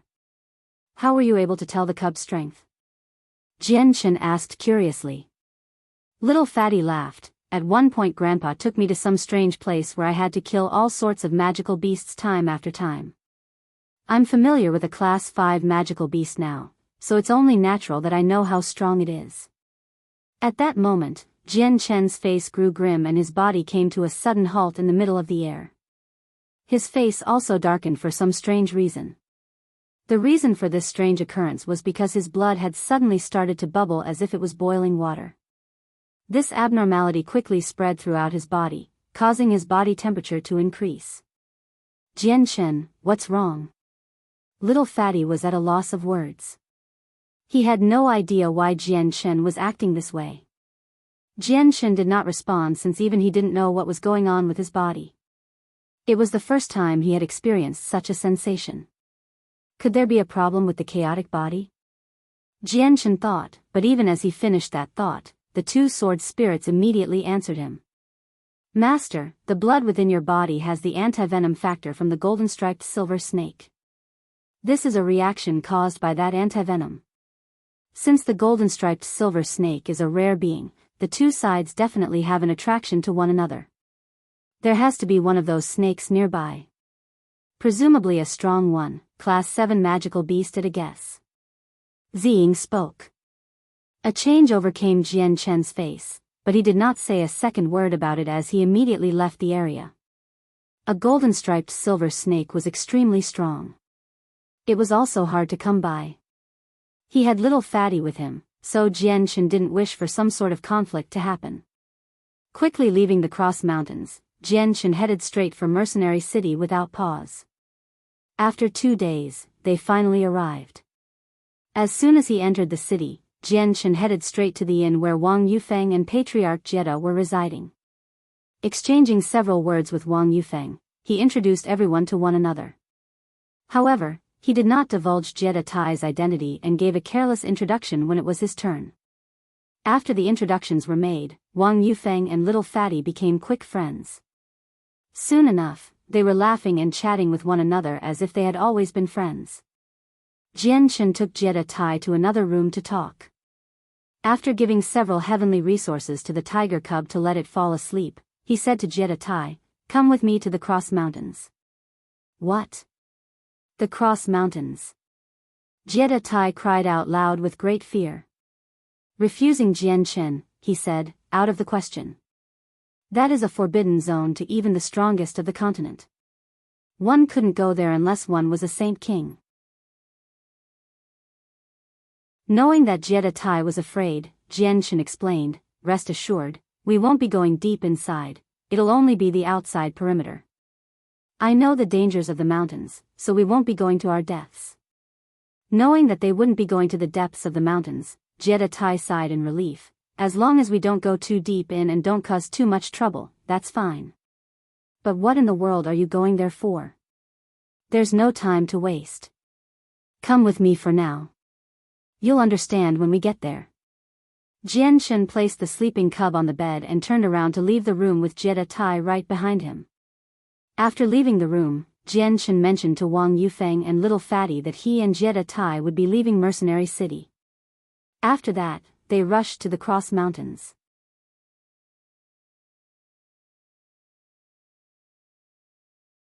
Chapter 634, Meeting another golden-striped silver snake 2 days later in the vast sky above the Cross Mountains, two figures could be seen streaking by at sound-breaking speed. They came to a stop at a nearby mountain peak. It should be near here. As his robes flapped around due to the rapid winds, Jiede spoke in a serious voice while his eyes scanned the ground with rapt attention. Jiede was wearing a white robe as he floated right next to Jiede. An elegant aura pervaded his body as his bright-spirited eyes looked all around. Jiede, what are you planning on doing here, killing a strong magical beast? There's a rather strong golden-striped silver snake nearby. I wish to see if we can make it submit. Jiede softly replied. At the mention of a golden-striped silver snake, Jiede's expression froze with shock. A golden-striped silver snake is considered a part of the royal family of snakes. They're a rare breed even on the continent, and even in the historical past, they were said to be extremely strong in battle. Their venom is said to be extremely toxic, perhaps one of the top 3 most venomous. Dealing with one is no simple task, let alone trying to make it submit. Unless you find one in its childhood, it'll be unwilling to submit to you thanks to its sentient nature. Jiede was more than aware of the logic that Jiede spoke, but he nodded his head after some thought anyways. A golden-striped silver snake is far too rare on the continent. Whether we'll be able to make one submit is up in the air still. Jiede, you stay here and keep guard. I'll find its nest and call out to you if I require help. Don't be reckless. The venom of a golden-striped silver snake is extremely potent. Not a single antidote in this world would be able to cure it. You might have a strong body, but you haven't even grasped the powers of space. If you met a Class 6 magical beast, there's no way you'll be able to deal with the venom it spits out. If that venom hits you, that'll be trouble. Jiede spoke in a grim manner. Although he was extremely displeased with becoming a lackey for Jiede, Jiede was a far-sighted person. He knew that Jiede talent was absolutely terrifying, and if he continued to follow him, there would perhaps be exceptional rewards for him in the end. It was unclear if Jiede would break through to become a Saint King as he said before, but if he did, then Jiede would have managed to secure a strong patron for his clan. It wouldn't hurt to try. I've a way to protect myself from its venom after all. Jiede carelessly replied. Since he had managed to form the 1000 immunity long ago, his chaotic body naturally benefited from its strong anti-venom property. Jiede left Jiede to stand guard while he went off by himself to look for the lair of the golden-striped silver snake. Jiede could also use his presence and bubbling sensation of his blood to search the surrounding 10 kilometers for the snake. Soon enough, he finally ended up at a mountain ridge 10 kilometers away. With his presence surrounding the entire area, Jiede found a hidden hole. His presence infiltrated the depths of the cave, but he didn't discover any signs of the snake inside. It's without a doubt worthy of being a Class 7 magical beast. Jiede muttered. His figure dropped down from the sky to reach the cave. He slammed the stone hiding the hole into pieces before striding in. The depths of the cave were extensive with plenty of curving passageways. The interior was also very dark, one wouldn't even be able to see their own hands in front of their faces. However, it bore no problems to Jiede who could see clearly in the cave as if it were day. Following the passageway for 100 meters, Jiede finally arrived in a 1,000-meter-wide cave. The walls of the cave were scattered with fist-sized night pearls. They lit the cave with a soft white light, giving it the feeling of night-time. At the center of the cave was a 2-meter-tall stone altar, and wrapped around that altar was a 2-meter-long snake. A strand of gold and silver streaked across its finger-width back, and its thumb-sized snake head was raised high into the air, cautiously staring at the unexpected guest. Jiede smiled at the gold snake. He knew that despite its small size, it was not to be underestimated. Clasping his hands together in greeting, he said, "This one is Jiede. I came here today to visit. If I offended you with my visit, I hope you won't take offense. Human, you are a brave one to dare intrude on my home. Do you wish to die?" The golden snake lifted its mouth open just slightly to hiss out several words in the human tongue. Its voice echoed around the cave, but the sharp tone made it difficult for Jiede to determine if it was male or female. Almost as if he was completely unfazed by the snake's threat, Jian continued to smile. This one came here to visit your distinguished self for a specific reason. I have an item that I wish to offer you. An item I'm sure would provide no small amount of help to you. The snake's eyes flickered slightly as it said, I can sense the smell of my kin on your body. You've used the blood of my kin to create the 1,000 immunity. Correct. I came across a young golden-striped silver snake once before in the magical beast mountain range. After a great battle, I was able to obtain its body and use its lifeblood to forge the 1,000 immunity. Its body has been left in my possession ever since, left in perfect condition and without use. Jian took out the clean carcass of the snake from his space ring. Since there was no air in space rings, items could be stored indefinitely in them. Thus, Jian had been able to keep the corpse in his ring without it ever decaying, keeping it as fresh as the day he killed it. As soon as the golden-striped silver snake saw the carcass of its own kin in Jian hand, its eyes immediately revealed a bright gleam. There was a flash of gold as its body sprung toward Jian. It snapped its jaws to try and take away the carcass. Smiling, Jian used the illusionary flash to travel several meters away to dodge the surprise attack of the snake. With a shake of his hand, the carcass of the dead snake was returned to his space ring. Hiss! The snake's tongue flicked from its mouth as its entire body disappeared once more in a flash of gold. It shot toward Jian again. Its mouth opened wide to show off its sharp teeth as if to tear away Jian's throat. Allowing the chaotic force to cover his body with a single thought, Jian made use of the defensive might of the chaotic body to form a fist with his hand. He then punched the snake head-on. Bang! There a muffled sound appeared when the fist connected with the snake. The entire cave shook unsteadily from the power, but Jian's fist remained unharmed. The snake, on the other hand, was sent flying away. It smashed against the wall behind it, leaving behind a giant crater. After this single exchange, the golden-striped silver snake realized that Jian would not be as easy to deal with as it initially thought. Floating into the air without a problem, the snake glared at Jian with venomous eyes. You might not be weak, but you are still no match for me. Hand over the body of my kin to me, or face death. Jian tried to shake the numb feeling in his right arm. He was slightly shocked at the defensive might the snake boasted. This one came here specifically to visit your distinguished self with a gift, but there's no such thing as a free meal. I cannot give the item to you so freely.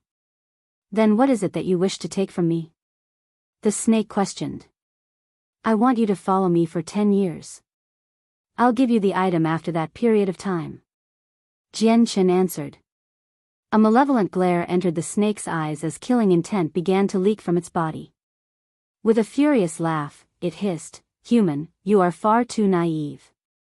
Do you really think the high and mighty Nubis would follow you for 10 years? Even a saint king has no right to ask, let alone you. Jian laughed in return. I presume you know, far more than I do, that the carcass of your own kin is extremely important to you. A golden-striped silver snake is a beast of antiquity. Even its body is filled with strange oddities. What separates one from any other regular magical beast is that it can devour its own kin to evolve. Not only does your strength increase, even your fighting strength is elevated. It's unfortunate that golden-striped silver snakes are extremely rare on the continent. Meeting one is already hard enough. I'd say this puts an end to your hopes of devouring another one of your kin to increase your strength. So, the carcass that I hold should be an unbelievable chance for you. Although it was a Class 3 magical beast when I killed it, it should still be a benefit to you. I will give it to you in exchange for 10 years of your time. You have nothing to lose and everything to gain. Human, you speak correctly. Devouring my own kin allows us to grow due to the hidden essence that only we golden-striped silver snakes can process. As long as that is absorbed, this origin essence grants us a great boon. To absorb enough of that origin essence is to allow us to evolve into a divine beast from legends. What you might not know, human, is that I can easily take the skin from your dead corpse once I kill you. As it finished speaking, the snake's body began to go through a series of permutations in the air. In a flash, it became a young man with a rather skinny build. He wore a golden robe, and possessed golden irises. His hair was also long and golden, giving him the look of an handsome male. From his appearance, the male looked no older than Jian Chen. "Do you really think you can kill me?" Jian Chen replied as he stood his ground.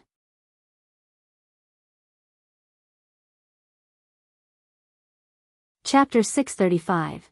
The Great Nubis. Jian Chen's words were clearly meant to provoke the golden-striped silver snake, a snake that held a mighty position as royalty of all snakes. The golden eyes of the snake in human form gleamed scarlet for a single second as killing intent exploded from its body. Coldly, the man said, "Human, if you have such confidence in yourself, allow the Great Nubis to see just how strong you are." And with those words, a golden flash was seen as the man flew forward. Following his charge was a bright silver light as if a goddess had illuminated the area with a flowery glow.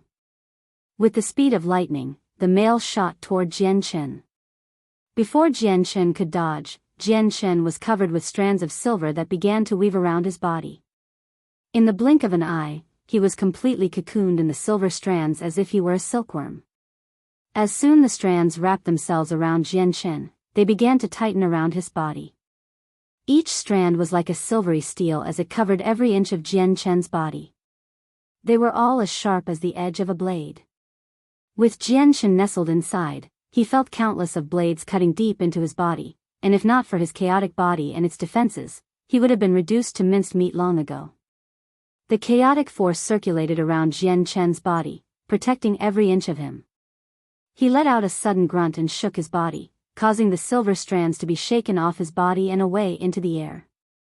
Looking to the golden-striped silver snake, Jian Chen said, "It seems that the famed golden-striped silver snake only amounts to this much. Show your full strength or suffer defeat at my hands."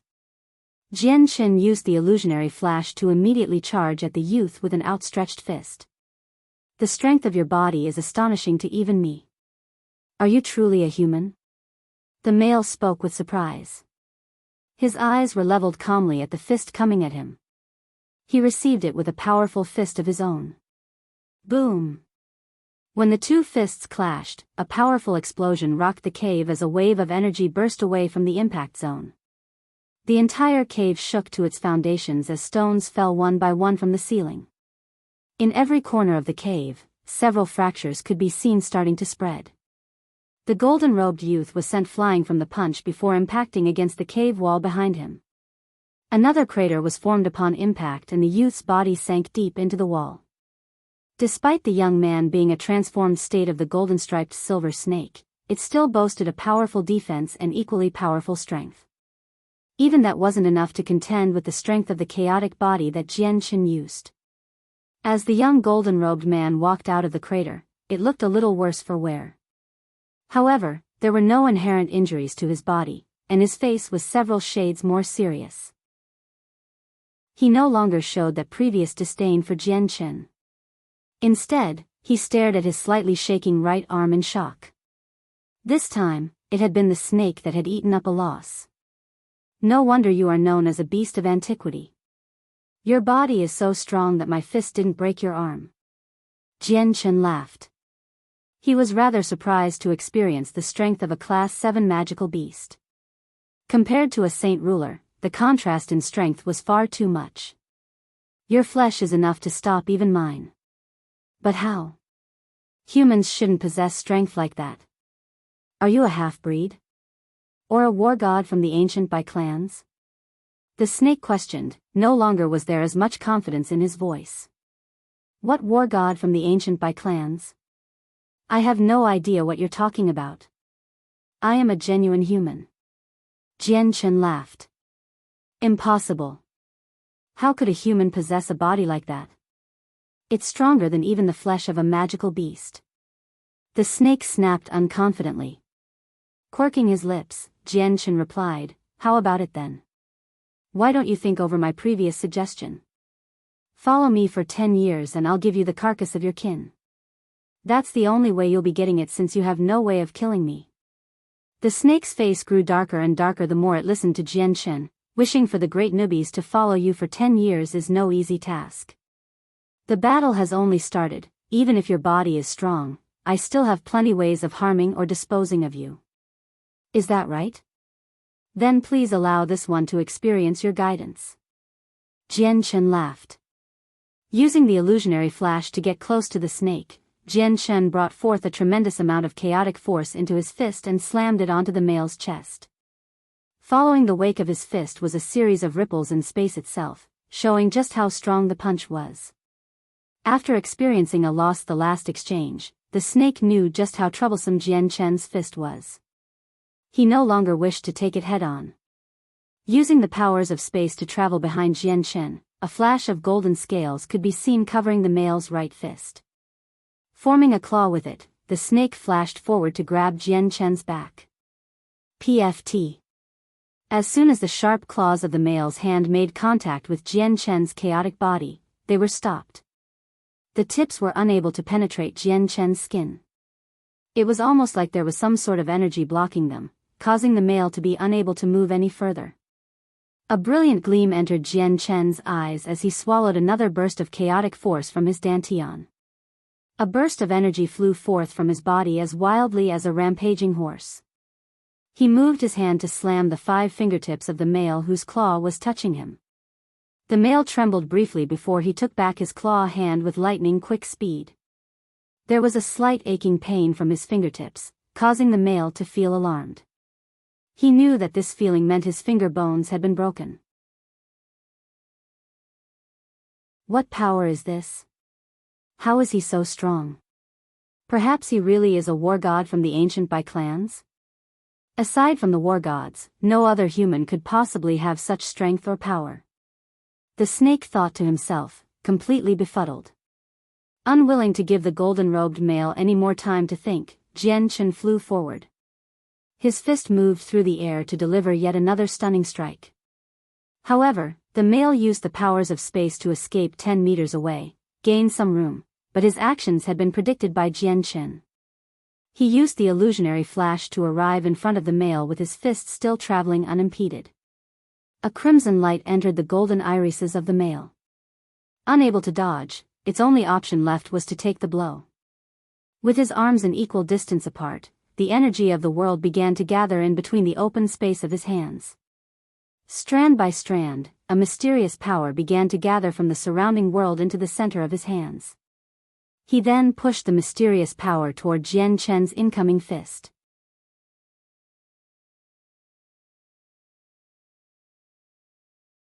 Chapter 636. The Penultimate Compromise. The golden-robed youngster's worldly energy-filled fist clashed with Jian Chen's chaotic force-filled fist, but not a sound could be heard. Instead, a tremendous wave of energy splashed out and ravaged the area. The cave itself collapsed, reduced to rubble. With the cave falling apart, pieces of the mountain came crashing down from the ceiling. With dust and stone everywhere, the visibility was reduced to nothing. There were practically no footholds for the two combatants to stand, leaving them with no other choice but to fly. Holes, that traveled so deep they disappeared into an abyss, littered the area because of the destruction they caused. The night pearls that had adorned the walls of the cave had long since been reduced to dust, leaving the area in perpetual darkness. A faint cyan glow surrounded Jian Chen's body, a sign of the wind element being used. The wind allowed his body to fly up into the air. At the same time, the origin energy of the sword spirits manifested in his hand. It formed a 20-meter-long spirit sword that he used to cut apart the remnants of the cave's ceiling to get a clear view of the sky. Similarly, there was golden glow around the other male. Turning back into a 2-meter-long golden snake, it flashed into the air in a golden blur, and broke straight through the cave's ceiling to reach the open sky above. After freeing himself, he turned back into his human form. In just a few seconds, Jian Chen and the golden-robed male had gone from a fight in the cave to a fight in the sky outside. Far below them, the previously giant mountain sank down into itself. The forest was ravaged several dozen kilometers around the cave as if doomsday had struck. A white figure watched the spectacle in the sky from far away. This figure was Jiede, the patriarch of the Jiede clan. Even his interest was piqued by what was happening. That golden-robed youth has the aura of a magical beast to him. Perhaps it's a Class 7 magical beast that can take human form? If it's a Class 7 magical beast, could it possibly be the golden-striped silver snake? The patriarch wondered aloud to himself, full of curiosity. The golden-striped silver snake was an extremely rare beast on the continent, and the patriarch had only heard about them even though he had lived a long time. He had never seen one in real life until today, and it was a Class 7 one too. If it's a Class 7 magical beast, then a saint ruler could use the powers of space to avoid the venom it spits out, but even against a Class 7 golden-striped silver snake, that would no advantage at all. The snake is still a strong one even without its venom. Is Jiede even capable of fighting one? Jiede muttered with furrowed eyebrows. A Class 7 golden-striped silver snake was something that gave him a tremendous headache. When he thought about how immense Jied's bodily strength was, the patriarch felt a little relieved. But Jiede himself is a unique person as well. His defenses are an absolute abnormality, and even my strongest blows were unable to leave lasting injuries. I can see that this golden-striped silver snake has reached the 6th heavenly layer. It will be hard for it to hurt Jiede, but still, stories of meeting a Class 7 golden-striped silver snake would be taken as the ravings of a madman. Countless of kilometers away, Jiede and the golden-robed man stood an equal 100 meters away from one another in the sky. Jiede had a very calm look on his face. The other male was staring at Jiede with a rather grim but concentrated look. This Jiede in front of him was a hard enemy to fight. Although the snake himself was a very strong creature with equally strong defenses, he found it very difficult to strike down this foe to take the carcass of his dead kin.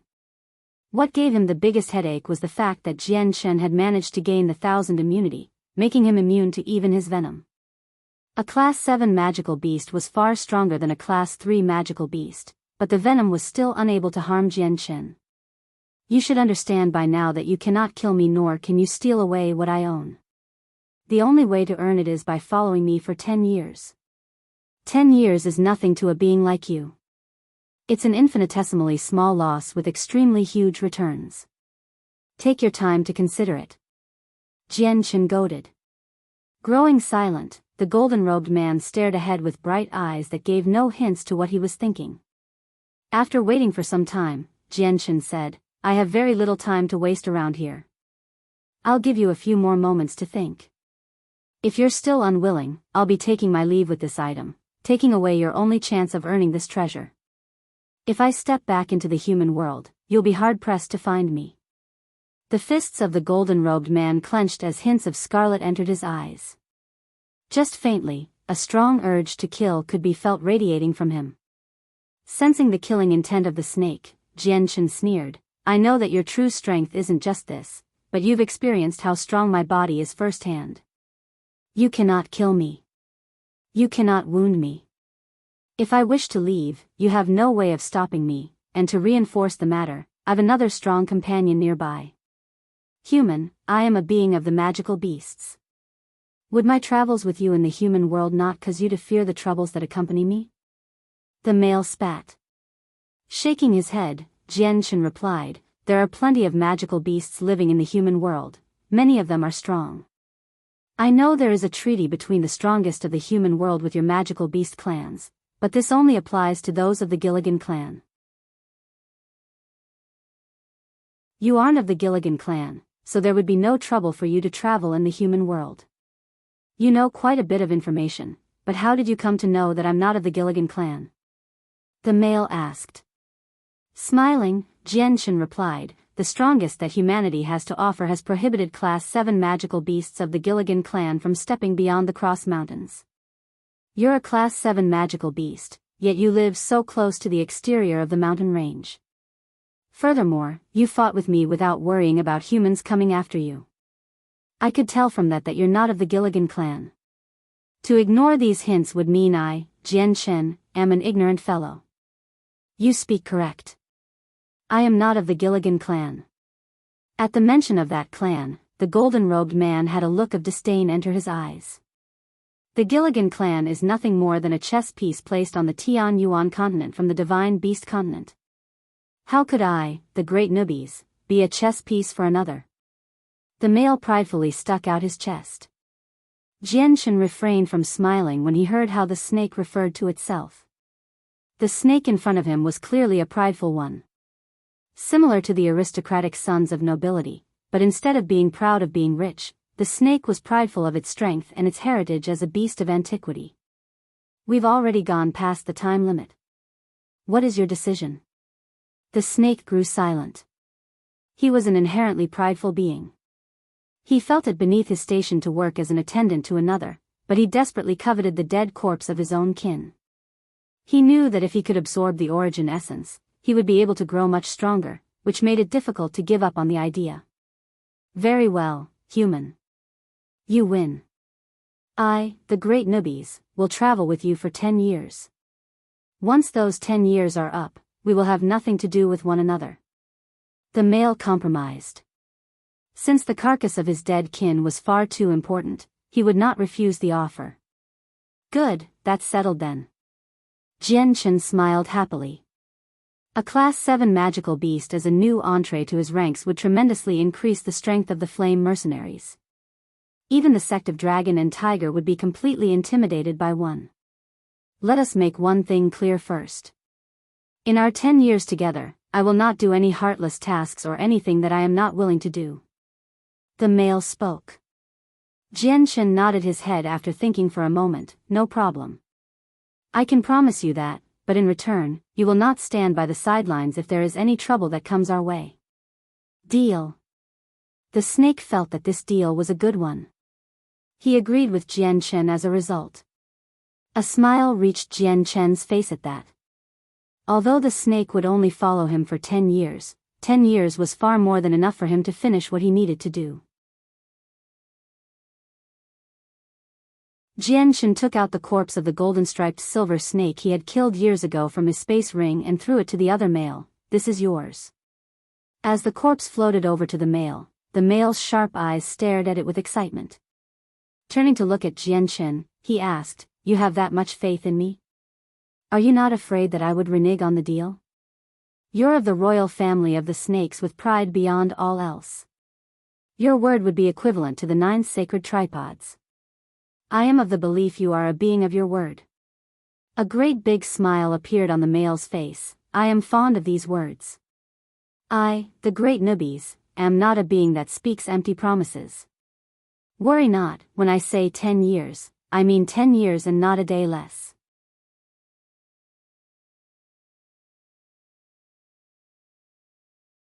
Chapter 637, Epiphany. Laughing, Jiede smiled. I'm Jiede.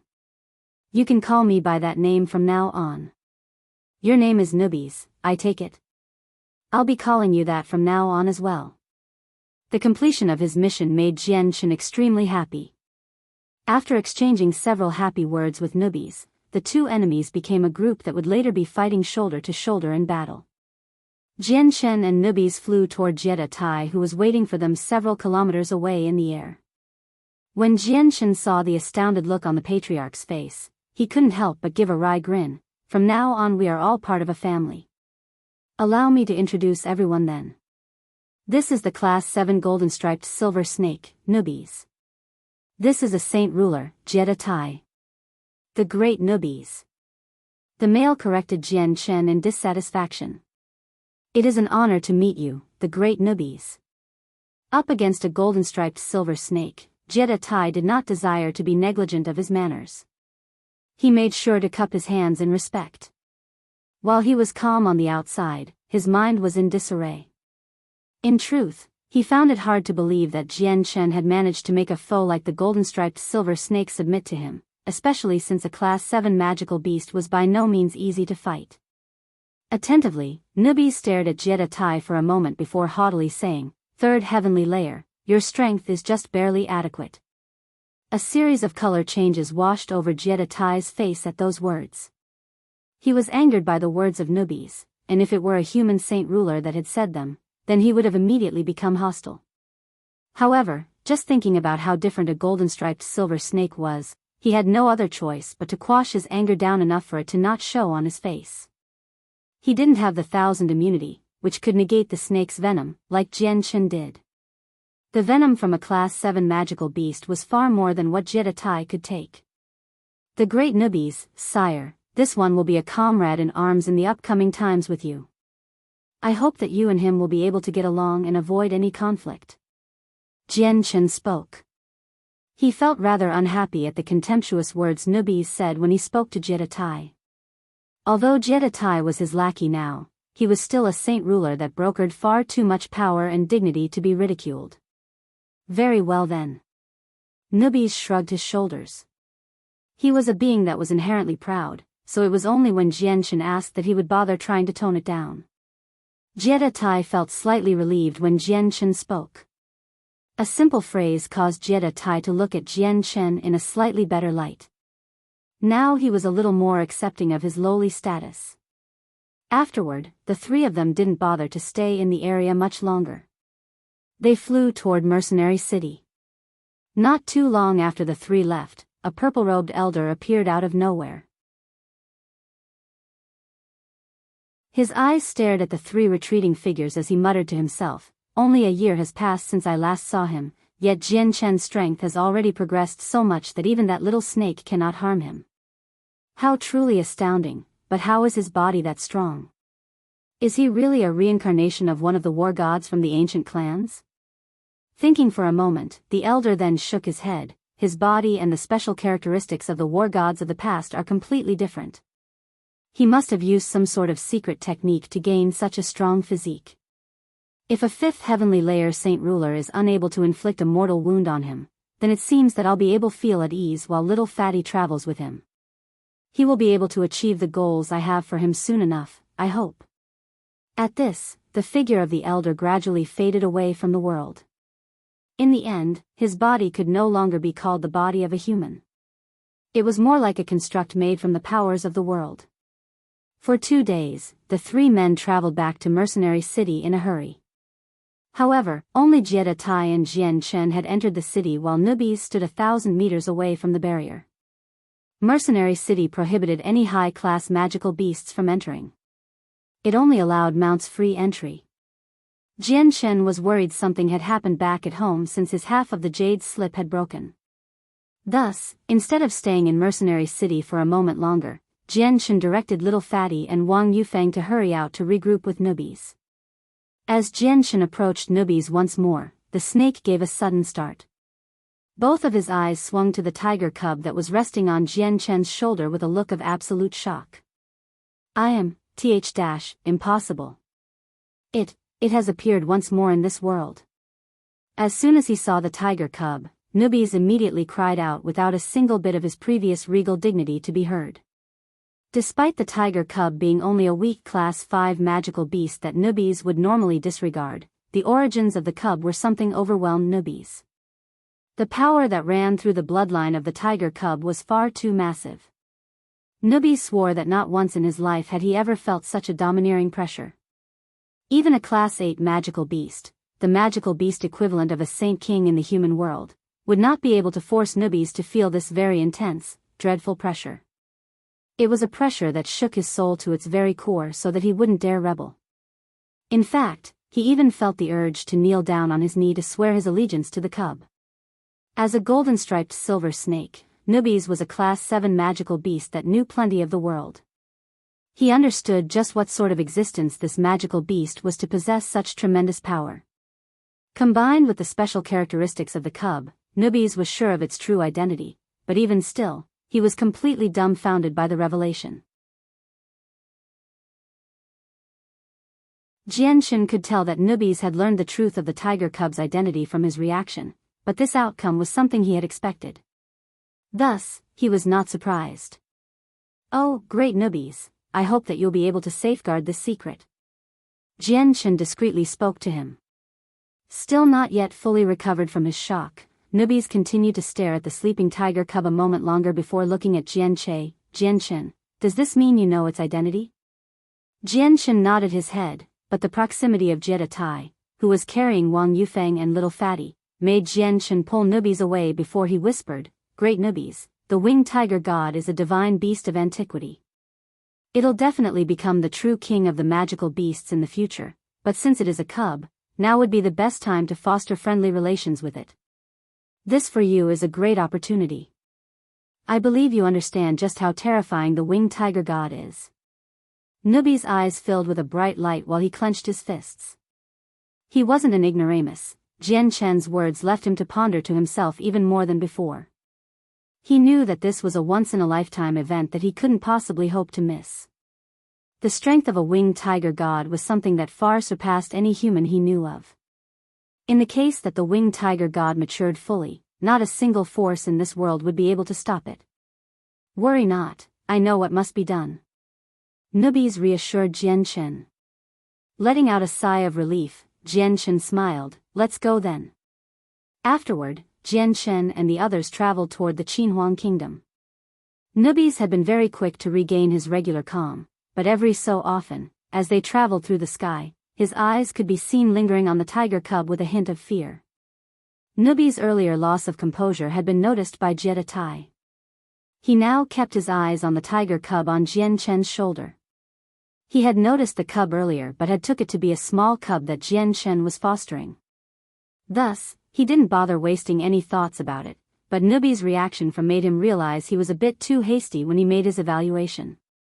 What history does this magical beast youngling have to cause an ancient beast like the golden-striped silver snake to be at a loss like this?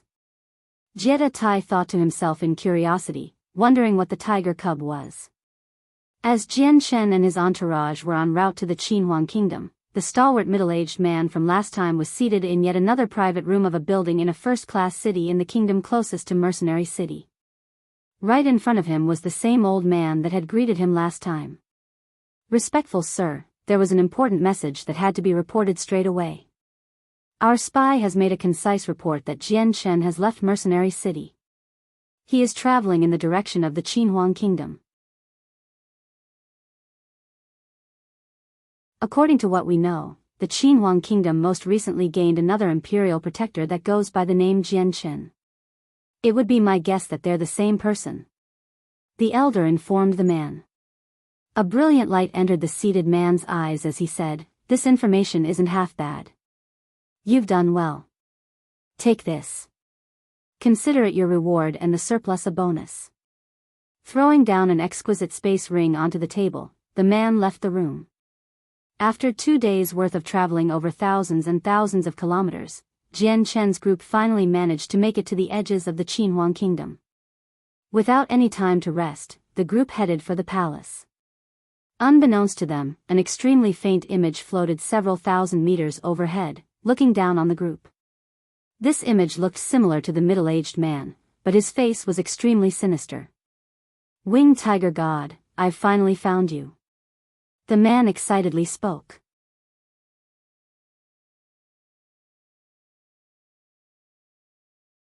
Chapter 638, The Return. The middle-aged man's eyes lingered on the winged tiger cub on Jian Chen's chest. As big as the continent was, he had been able to learn of the winged tiger god by accident, causing him to feel extremely excited. Half a moment later, the middle-aged man tore his eyes away from the tiger cub to look at the gold-cloaked Nubis. As soon as Nubis' figure registered in his eyes, the man let out a small start. That's Nubis. Why is an ancient beast like him following this group? For a moment, the man pondered to himself. With his strength, he has surely sensed the bloodline of the winged tiger god. He's made his choice to help the winged tiger god mature to adulthood, it seems. Pity. This choice will only lead him to the road of death. How unexpected to see a Class 7 golden-striped silver snake and a saint ruler following Jian Chen around. I could kill them, but that'd alert the saint rulers in the Qinhuang kingdom. With how close Mercenary City is, if one of their strongest found out that I've entered the human world, that'd spell the end for me. I'll have to retreat for now. Bah, I'll let you live another day. The man thought to himself before his transparent image began to fade away from its spot and then out of sight. Jian Chen and the others remained completely oblivious to the fact that they were being followed. Traveling toward the palace, the group then soon arrived at the entrance. At Jian Chen's command, everyone landed on the ground and strode into the palace. As an imperial protector, Jian Chen was a figure that was known to everyone. Not a single person moved to stop him. they instead bowed from their waists while they stood off to the side. Simultaneously, 4 enormous bursts of energy resonated from within the palace as if 4 ancient beasts had awakened from their slumber. The entire area was filled with this aura, almost freezing time itself. 4 figures could be seen flying from each corner of the palace into the air above, and behind them, a crack in space itself could be seen.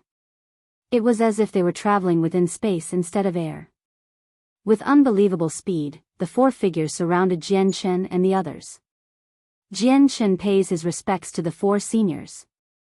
Jian Chen spoke with a calm smile to the ones around him. Since he knew that these 4 were the imperial protectors of the Qinhuang kingdom and were saint rulers, he could speak without fear. In fact, he even knew 2 of the 4 already.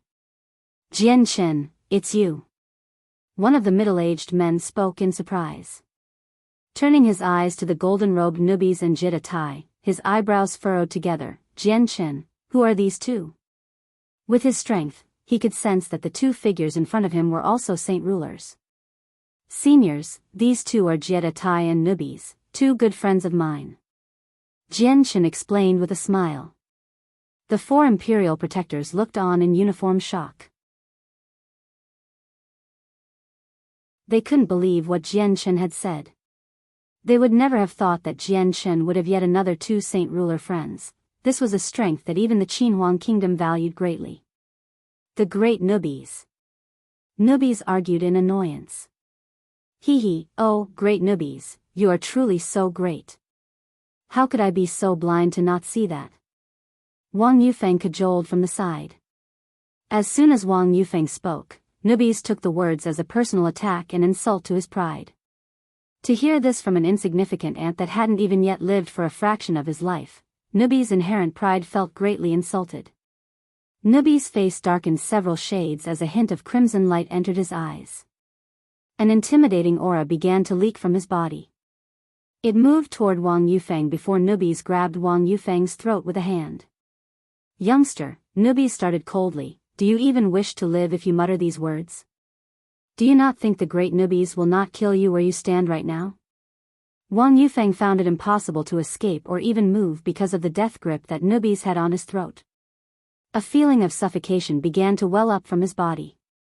He started to feel as if he was on the verge of death. What had been even more terrifying was the fact that Nubis' eyes were scarlet, adding yet another factor of anger that struck fear into Wang Yufeng. Nubis, what are you doing? Let go of him. Jian Chen barked out. The light in his eyes hardened as if to become as sharp as the blade of a sword.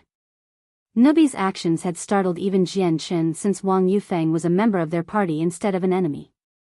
Nubis turned an eye to look at Jian Chen and shrugged, youngster, for the sake of giving some face to Jian Chen, I'll spare your life. You will not speak to me with such a tone in the future. Remember that. Or else I, the great Nubis, will not hesitate to kill you no matter how good of a friend you are to Jian Chen. Nubis released Wang Yufeng's throat, allowing his captive to drop to his knees and gasp for breath. Wang Yufeng's entire body was entirely drenched with sweat because of the previous situation. You're not a human, you're a magical beast. One of the imperial protectors spoke. When Nubis released his aura, all 4 of the imperial protectors had been able to recognize his true identity. Are you of the Gilligan clan? Another imperial protector asked. After he asked his question, the other 3 imperial protectors froze for a fraction of a second. Nubis gave a level stare at the 4 imperial protectors in front of him and proudly said, don't take the great Nubis for a being from the Gilligan clan. There is nothing between them and the great Nubis. For seniors, please don't misunderstand. Nubis may be a magical beast, but he isn't a member of the Gilligan clan. He is a friend of mine and is by no means an outsider. Jian Chen explained. Although he was unhappy with the fact that Nubis had let loose his arrogant attitude, it was far more pertinent to explain the situation and the relationship between Nubis and him or else risk a misunderstanding. If that's so, then he's no outsider to us as well. The 4 imperial protectors sighed in relief. However, in their hearts, they were curious how Jian Chen had been able to make friends with such a powerful magical beast. Such a feat filled each and every single one of them with awe and even some envy. The natural fighting potential of a magical beast was far greater than their human counterparts. Some of the rarer magical beasts could even overstep the boundaries of rank and kill humans of a higher level. Just barely recovering from a near-death experience by Nubis, Wang Yufeng's entire body grew as rigid as a statue when he heard that Nubis was in fact a magical beast. Looking at Nubis with extreme terror, Wang Yufeng realized at that moment that this young golden-robed youth in front of him was a majestic Class 7 magical beast. A being that was on par with the saint rulers of the human world. A parade of footsteps could be heard at the same time, as well as a dense amount of soldiers came flying in from every direction possible. In the sky, 20-something heaven saint masters appeared. They were the imperial advisors that stayed behind to protect the palace while the others were away. These imperial advisors had clearly been startled by the outburst of strength from the 4 imperial advisors when they had made themselves known. The entire palace in fact had been made aware of their presence, which caused security to increase to the maximum. Go back to what you were doing before. One imperial protector commanded with a calm voice that traveled into the ears of all the soldiers there. The dense crowd of soldiers soon trickled back into the palace as if they were water. As soon as they appeared, all of them had left, leaving behind only the 20-something heaven saint masters in the sky. Each one of them were looking at the 4 imperial protectors in shock. The 4 imperial protectors were generally hidden within the palace's cultivating. They'd only leave the palace once every 10 or so years to get some exercise, but to have all 4 of them appear at once was an extremely surprising sight. We pay our respects to the imperial protectors. The heaven saint masters bowed respectfully.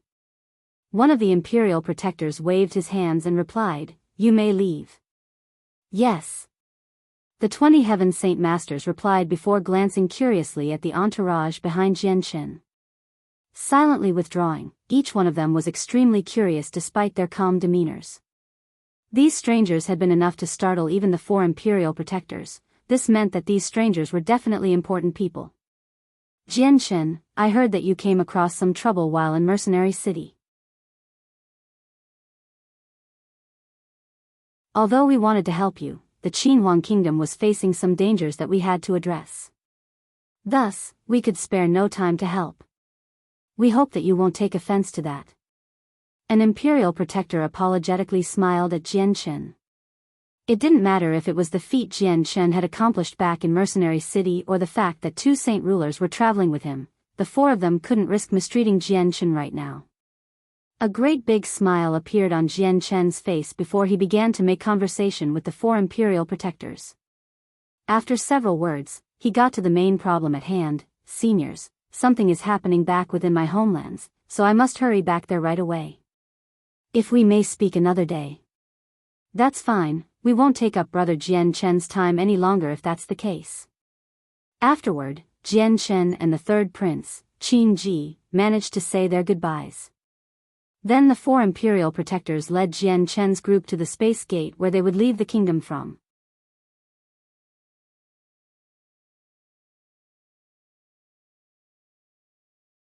Chapter 639. The leaking of the tungsten alloy deposit. The imperial advisors had made the preparations for Jianchen's group to travel to the heavenly kingdom via the space gate some time ago. Thus, they were able to arrive there extremely fast. As soon as they stepped through the gate, Jianchen's eyes swept the area only to realize that the palace was still the same as it always was. The only difference was the fact that there was a slightly cold and tense feeling throughout the place. All over the area, there were war banners flying high with mimicking the fire-red symbol of flame. Jianchen was no stranger to these banners since they marked the flame mercenaries. Suddenly, a series of footsteps quickly came echoing into the courtyard as several hundred men came flying toward Jianchen, surrounding him and his group. As they moved to encircle them, the men glared viciously at Jianchen. Who are you? State your names at once. The leader of the group commanded. Jianchen. Jianchen replied. Straight away, the man's face froze. He was no stranger to this name and was in fact quite familiar with it. That was the name of the captain after all. The leading captain concentrated on Jianchen some more before finally recognizing him. A startled look appeared on his face before he bowed his head down to his waist in salute, so it was the captain. Your subordinate would have no eyes if I was unable to recognize the captain, Please forgive this one. The people around the captain recognized Jian Chen by this point as well. An immediate change overcame each and every single one of them, causing them to bow. We pay our respects to the captain. Several hundred voices called out at once, breaking the monotonous silence in the palace. Hence, the entire palace now knew that Jian Chen was here, causing everyone to file toward his position. A faint azure glow made itself known as a young figure in white flew toward Jian Chen. When he came to a stop in front of him and saw Jian Chen's face, the figure smiled widely. Jian Chen. You're finally back. Any longer and I would have gone out to look for you. This youth was Ming Dong. Jian Chen, you're back. Brother, you've come back. At the voice of Ming Dong, the voices of two women rang out. It was Yu, Huang Wan, and Bai Lian that came rushing toward Jian Chen with joyous expressions. All of the higher-ranking members of the Flame Mercenaries gathered in the interior of the palace, so in no time at all, the empty space was quickly filled with people. Jian Chen gave several words of greeting to everyone before he was guided into the grand halls. This specific hall was the hall where the nobles of the old Heavenly Eagle Kingdom had conducted business relating to the kingdom, but since the Flame Mercenaries had taken up residence, it had been repurposed and renamed to the Flames Hall. Jian Chen was seated on top of the golden throne in the middle of the hall with Nubis, Jiede, Wang Yufeng, and Little Fatty standing by his side without a word to say. Little Fatty was looking around filled with great curiosity. He had only just started to travel the continent, so every single thing he saw in this strange world was a new wonder to marvel. Beneath Jian Chen and them were the Heaven Saint Masters, Ming Dong, and the others of the Flame Mercenaries standing together. Jian Chen gave a cursory look around as if preparing to say something. He then started off with an introduction of Jiede and the others, but he only gave a brief introduction of their backgrounds. He did not mention how strong they were. After the introductions were finished, Jian Chen wasted no more words. He immediately got to the crux of the problem. Taking out the crushed jade piece he had in his space ring, he asked, "What was so serious for you to call me back using the twin jade stones? What else but about the tungsten alloy?" Jian Chen. Half a month ago, news of the vein was leaked to the world. The fact that the Flame Mercenaries are harboring a vein of tungsten alloy is making its way around so fast that everyone knows about it. Yu replied. Jian Chen smiled. Paper can't resist being burned by fire. News that the tungsten alloy would be leaked was within my expectations, but I didn't think it'd be revealed so quickly. What plans have the ones that know about the tungsten alloy made so far? Ever since we garrisoned the Flame Mercenaries here, the strength of the 7 factions grew dramatically, especially with the Qinhuang Kingdom as support, but the surrounding kingdoms have grown jealous. While they haven't made any open plans just yet, there is still one problem. The Sect of Dragon and Tiger. Bai Lian explained. She and Yu were very capable of managing the Flame Mercenaries, so Jian Chen had left the group in their care while he was away.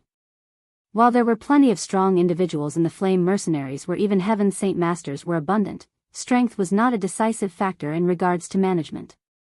What was important was not talent in cultivation, but a sharp mind and intelligent soul.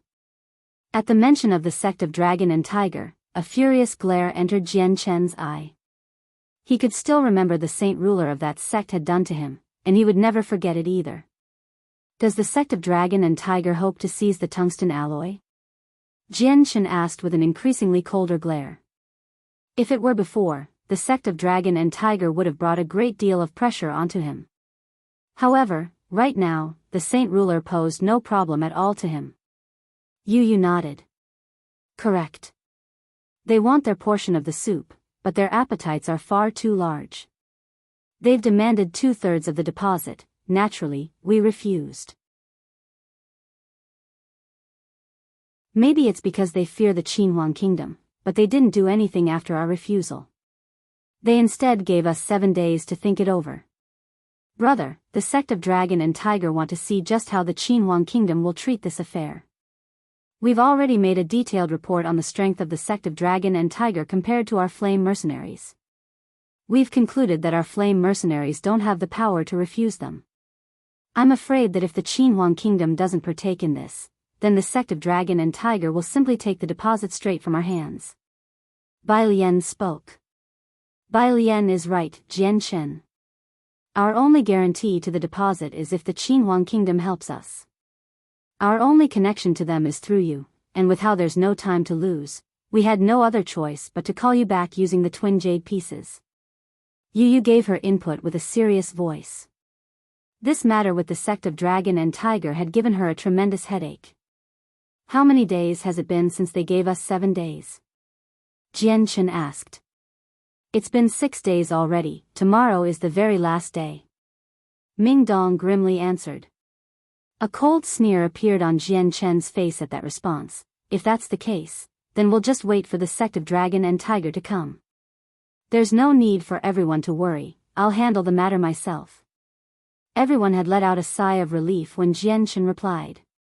They did not doubt in his words at all. Even those not of his inner circle knew of his other identity. He was the imperial protector of the Qinhuang Kingdom, one of the 8 great empires. Just how could a person like that give his word so easily without the strength to back it up? With the problem regarding the Sect of Dragon and Tiger resolved, everyone split up at the suggestion of Jian Chen. Soon enough, the grand halls of the palace became eerily empty with only a scant few people remaining. Standing up from his throne, Jian Chen looked to Ming Dong and then the rest. In the months they had been apart, Yu and Bai Lian both were the most fatigued-looking of the group. The past several days of managing the mercenaries must have taken a considerable amount of energy from them. To apologize, Jian Chen gave a small smile. Lianer, the past few days must have been hard on you. Perhaps I shouldn't have thrown such a burdensome task to you too. I can tell that you two are far more exhausted than when I last saw you two. Bai Lian gave a sweet smile in response to him. Brother, don't worry about me. The Flame Mercenaries is just at the developing stage since it only recently was formed, so there's lots to do. It should become easier with time. I'll be sure to find some people who are adept in management and are trustworthy. With such people around to help, that'll alleviate some of your pressure. Jian Chen proposed. Brother, I've already considered finding someone. There's quite a number of people I think would be good at managing others. Zhan Tian in particular. Bai Lian replied. Zhan Tian.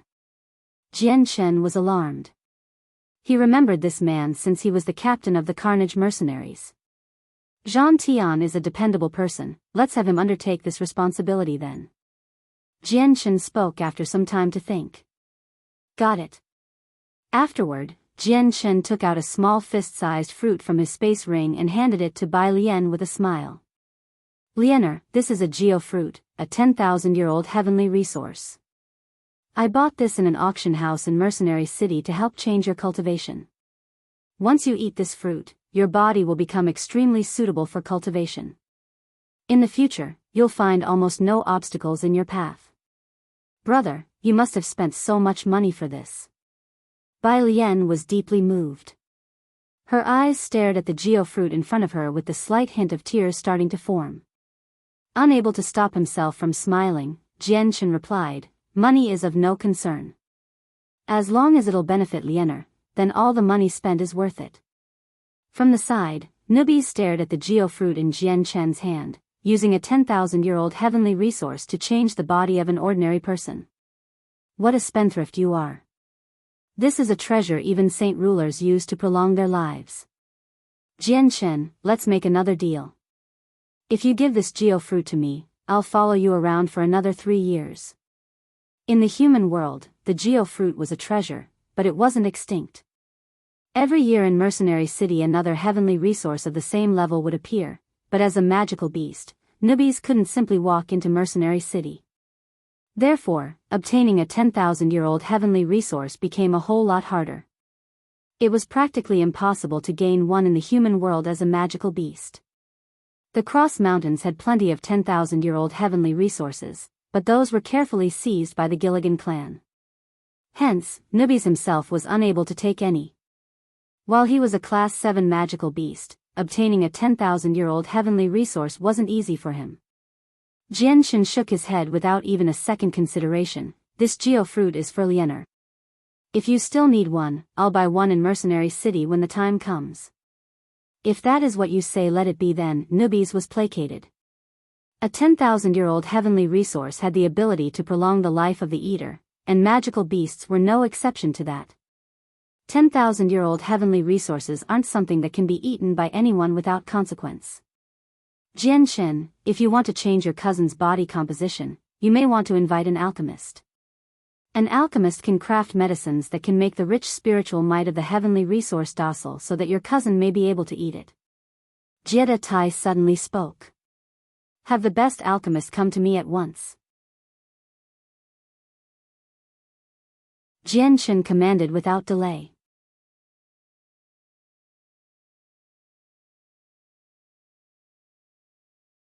Chapter 640. Dealing with the Sect of Dragon and Tiger. About 10,000 meters high in the sky above the Qinhuang Kingdom, the faint image of a person could be seen surrounded by a sea of clouds. With those clouds in the way, neither of the four imperial protectors had seen or sensed his existence. The astral figure was currently staring down at the space gate in the center of the Qinhuang Kingdom's palace. The figure's fists were clenched tightly and his teeth were gritted angrily as he spat, "Blasted scoundrel. He escaped through the space gate. How troublesome, I didn't even have time to place a tracer on him. Where has he gone? I'll have to waste even more time and energy now, blast." The figure thought to himself in anger. But then a thought struck him. Jian is an imperial protector of the Qinhuang Kingdom. This means that if I pay attention to what they say in the kingdom, I'll be able to figure out where he has gone to. With the plan set, the figure then faded away from sight. All of the Heavenly Eagle Kingdom had been transformed into the territory of the Flame Mercenaries, but with the previously hidden tungsten alloy now known throughout the area, countless of smaller kingdoms had been enticed. However, not a single one of them had been spurred into action besides the Sect of Dragon and Tiger. The pressure that came from the threat of the Sect of Dragon and Tiger was alleviated with the return of Jian. Although Jian didn't fear the Sect, he didn't wish to make a preemptive strike against them either. Instead, he wanted to wait 2 days for the Sect to come. Jian wanted the Sect to come with large forces and war banners ready for battle. He then wanted them to return back to where they came, ashen-faced with dejection and defeat. On the morning of the second day, Jian could be seen seated on top of the throne in the grand halls. Down beneath him was an older man bent down at the waist. Heiyun pays his respects to the captain.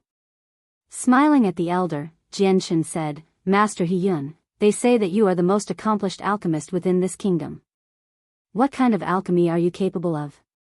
"Captain, as an alchemist, I've several accomplishments under my belt. As long as I possess the ingredients, I am capable of concocting many different high-leveled pills." Heiyun respectfully answered. He knew that the young person in front of him was the leader of the Flame Mercenaries. The person who the 7 factions of the defunct Heavenly Eagle Kingdom swore allegiance to. "I've a single 10,000-year-old heavenly resource. Master Heiyun, would you be able to process it into a pill?" Jian calmly asked as if negotiating an everyday deal with Heiyun. Like any other person, Heiyun was startled to hear of a 10,000-year-old heavenly resource, but he was quick to recover. "Captain, I hate to be one to disappoint, but a 10,000-year-old heavenly resource is beyond even my alchemical skills. I do not possess the ability to process such a treasure." "Jian, you don't have to make an alchemical pill from the 10,000-year-old heavenly resource. Your cousin's body can't handle the concentrated spiritual qi inside the heavenly resource. All the alchemist has to do is make that qi docile so that your cousin will be able to take it." Jiede explained to Jian. Nodding, Jian turned to look at Heiyun. "Master Heiyun, would you be capable of this?"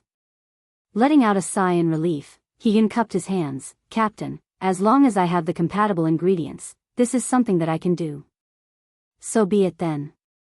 I'll be relying on you, Master Heiyun. Stay within the royal palace in the meanwhile, and I will deliver whatever ingredients you need with haste." Jian decreed. "Yes, Captain." In the blink of an eye, the 2 final days had gone by.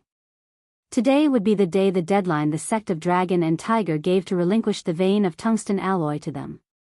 Several dozen Heaven Saint Masters floated anxiously waiting for the Sect to arrive. Around the perimeter of the valley, even more Earth Saint Masters stood by. This time, they were up against the experts of the Sect of Dragon and Tiger, so Jian Chen and the other powerful individuals had already gathered here. There were only 100 Earth Saint Masters to reduce the casualty count because of the fact that they would be more of a liability than helpful.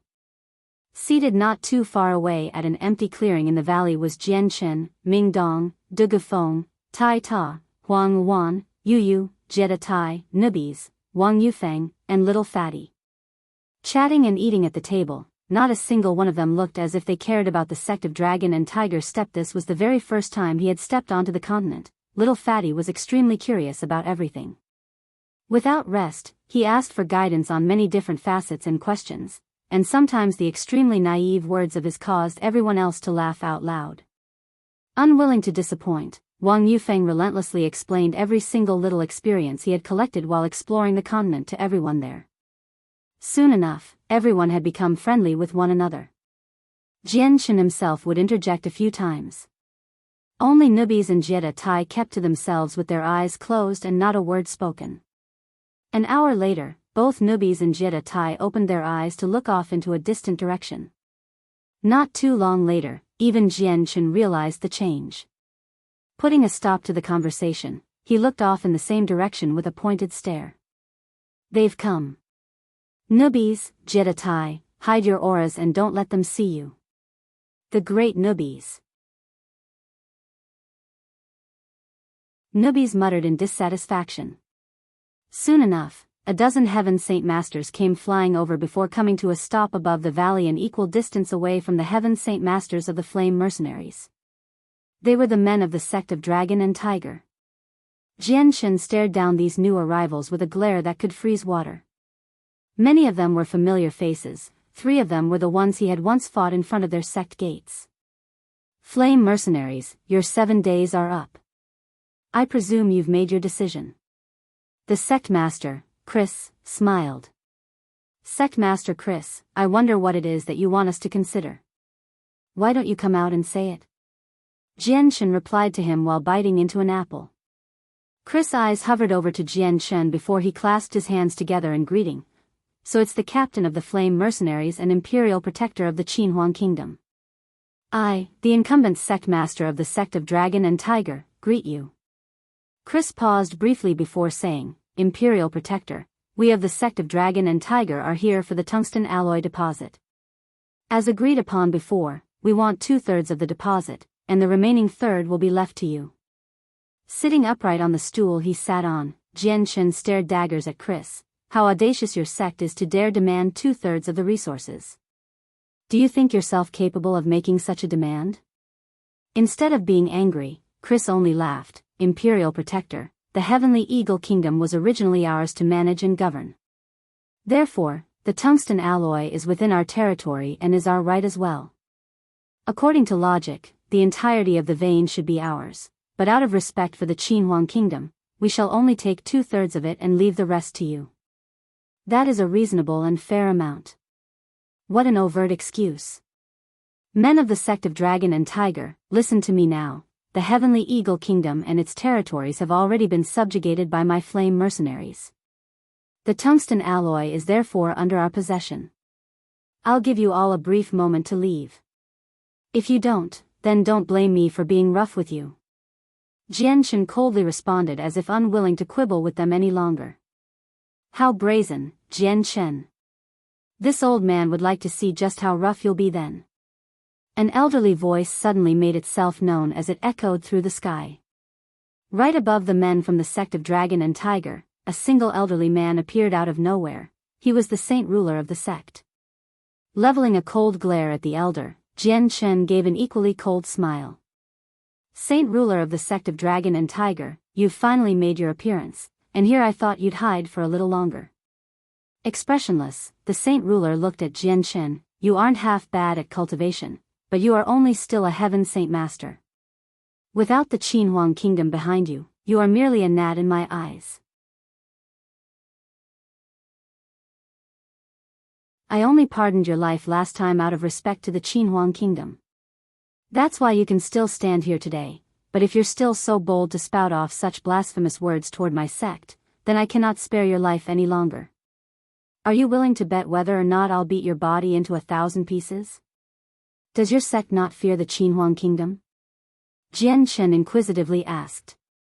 Laughing, the saint ruler answered, the Qinhuang kingdom barely has any time to look after itself. How could it spend extra time trying to reach here? Jian Shen, if you were hoping to look to the Qinhuang kingdom for support, then you should give up now and obediently hand over the tungsten alloy. I won't make things troublesome for you, but if you don't comply, then you'll know the consequences. Unless he was forced to, the saint ruler didn't want to kill Jian Shen in front of everyone.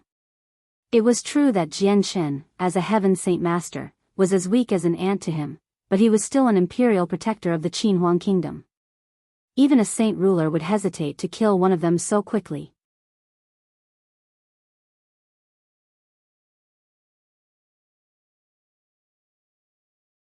Chapter 641, Fighting with the Saint Ruler of the Sect of Dragon and Tiger. 1. Laughing, the saint ruler answered, the Qinhuang kingdom barely has any time to look after itself.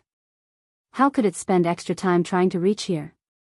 Jian Shen, if you were hoping to look to the Qinhuang kingdom for support, then you should give up now and obediently hand over the tungsten alloy. I won't make things troublesome for you, but if you don't comply, then you'll know the consequences. Unless he was forced to, the saint ruler didn't want to kill Jian Shen in front of everyone. It was true that Jian Shen, as a heaven saint master, was as weak as an ant to him, but he was still an imperial protector of the Qinhuang kingdom. Even a saint ruler would hesitate to kill one of them so quickly. A troubled feeling tugged at Jian Shen's mind. It was a guess earlier that a worrisome matter had suddenly appeared for the Qinhuang kingdom. With the saint ruler confirming this guess of his, Jian Shen was still left unsure just what type of difficulties the Qinhuang kingdom was facing. I'll have to go see what's happening with the Qinhuang kingdom when I've the time. Jian Shen thought to himself. The Qinhuang kingdom had helped him so much already, so he wouldn't feel right doing nothing when there was trouble to be had. Now wasn't the time to be thinking about such a problem. Resuming the topic at hand, Jian Shen glowered dangerously at the saint ruler with an angry light in his eyes. Saint ruler, you don't have the right to speak to me like this anymore. At the last word, a layer of wind surrounded Jian Shen's body and brought him into the air to stand equal to him. There was such a strong intent to battle that it filled the entire area, seemingly freezing it. Yet, the saint ruler continued to look at him with the same look of contempt as before. Jian Shen was nothing more than a mere heaven saint master in his eyes. A person like that was as weak as an ant that could be swatted with the wave of his hand. Jian Shen, do you truly wish this old man to take action? The saint ruler questioned with a voice like ice. His patience was reaching its breaking point. Thus, the space between Jian Shen and the saint ruler became a battlefield. Observing the matters from afar, the dozen heaven saint masters, Ming Dong, and the others all looked grim. They were worried about Jian Shen since they all knew that a heaven saint master wasn't comparable to a saint ruler. Why hasn't the imperial protectors of the Qinhuang kingdom come yet? Are they really as busy as that saint ruler said, unable to help? If they don't come, then brother is in danger. Bai Lian anxiously spoke. Everyone thought that Jian Shen had already notified the Qinhuang kingdom, requesting them to send their imperial protectors since he had been extremely calm before. However, seeing Jian Shen in battle against a saint ruler without a single imperial protector appearing was something that made them all extremely worried and anxious. How impulsive Jian Shen is. The imperial protectors aren't even here and he's already angered the saint ruler. We don't have anyone that could fight one of those here. Yufeng muttered with furrowed eyebrows. Nubis couldn't help but laugh out loud when he heard both Bai Lian and Yufeng. Sorry to disappoint, but the imperial protectors you were expecting won't be coming. What? They won't be coming? Then how'll we be holding off the saint ruler then? Ming Dong started. Casting his eyes to the airborne Jian Shen, Nubis replied, hasn't someone already started? That saint ruler will take care of the enemy. What are you on about? Jian Shen is only a heaven saint master. How could he fight a saint ruler? Jian Shen questioned. I'll report to my ancestor, he should have the strength to deal with this saint ruler. Huang Wan's words and tone were panicked. Boom! Just as everyone was furiously discussing with one another on how to deal with this situation, the sound of a heavy explosion caused everyone to look back. The entire area shook from the shockwave of the blast, obscuring almost everything but Jian Chen and the Saint Ruler in battle. Saint Ruler, I still very clearly remember the hand you bestowed on me. Allow me to return the favor to you today. Jian Chen boomed. Chaotic force covered his entire body so that its power defended him from the attacks of the Saint Ruler. The Saint Ruler was slightly taken aback. He was having a hard time believing what he was seeing. But how is this possible? Have you already made the breakthrough to become a Saint Ruler? In the earlier exchange, the Saint Ruler had finally been made aware of Jian Chen's power. It was something that was greater than what a Heaven Saint Master was capable of. This aggressive behavior of your sect, allow me to force you all to return with shame and disgrace. Jian Chen barked out loud. Using the illusionary flash, his body flew toward the Saint Ruler like lightning. One of his fists pulsated with chaotic force as it slammed toward the chest of his foe. The space trailing the path his fist traveled started to warp. You're tuning into the Biyao's Wuxia Chronicles YouTube channel. Don't forget to subscribe and join us on this journey to catch the most captivating stories.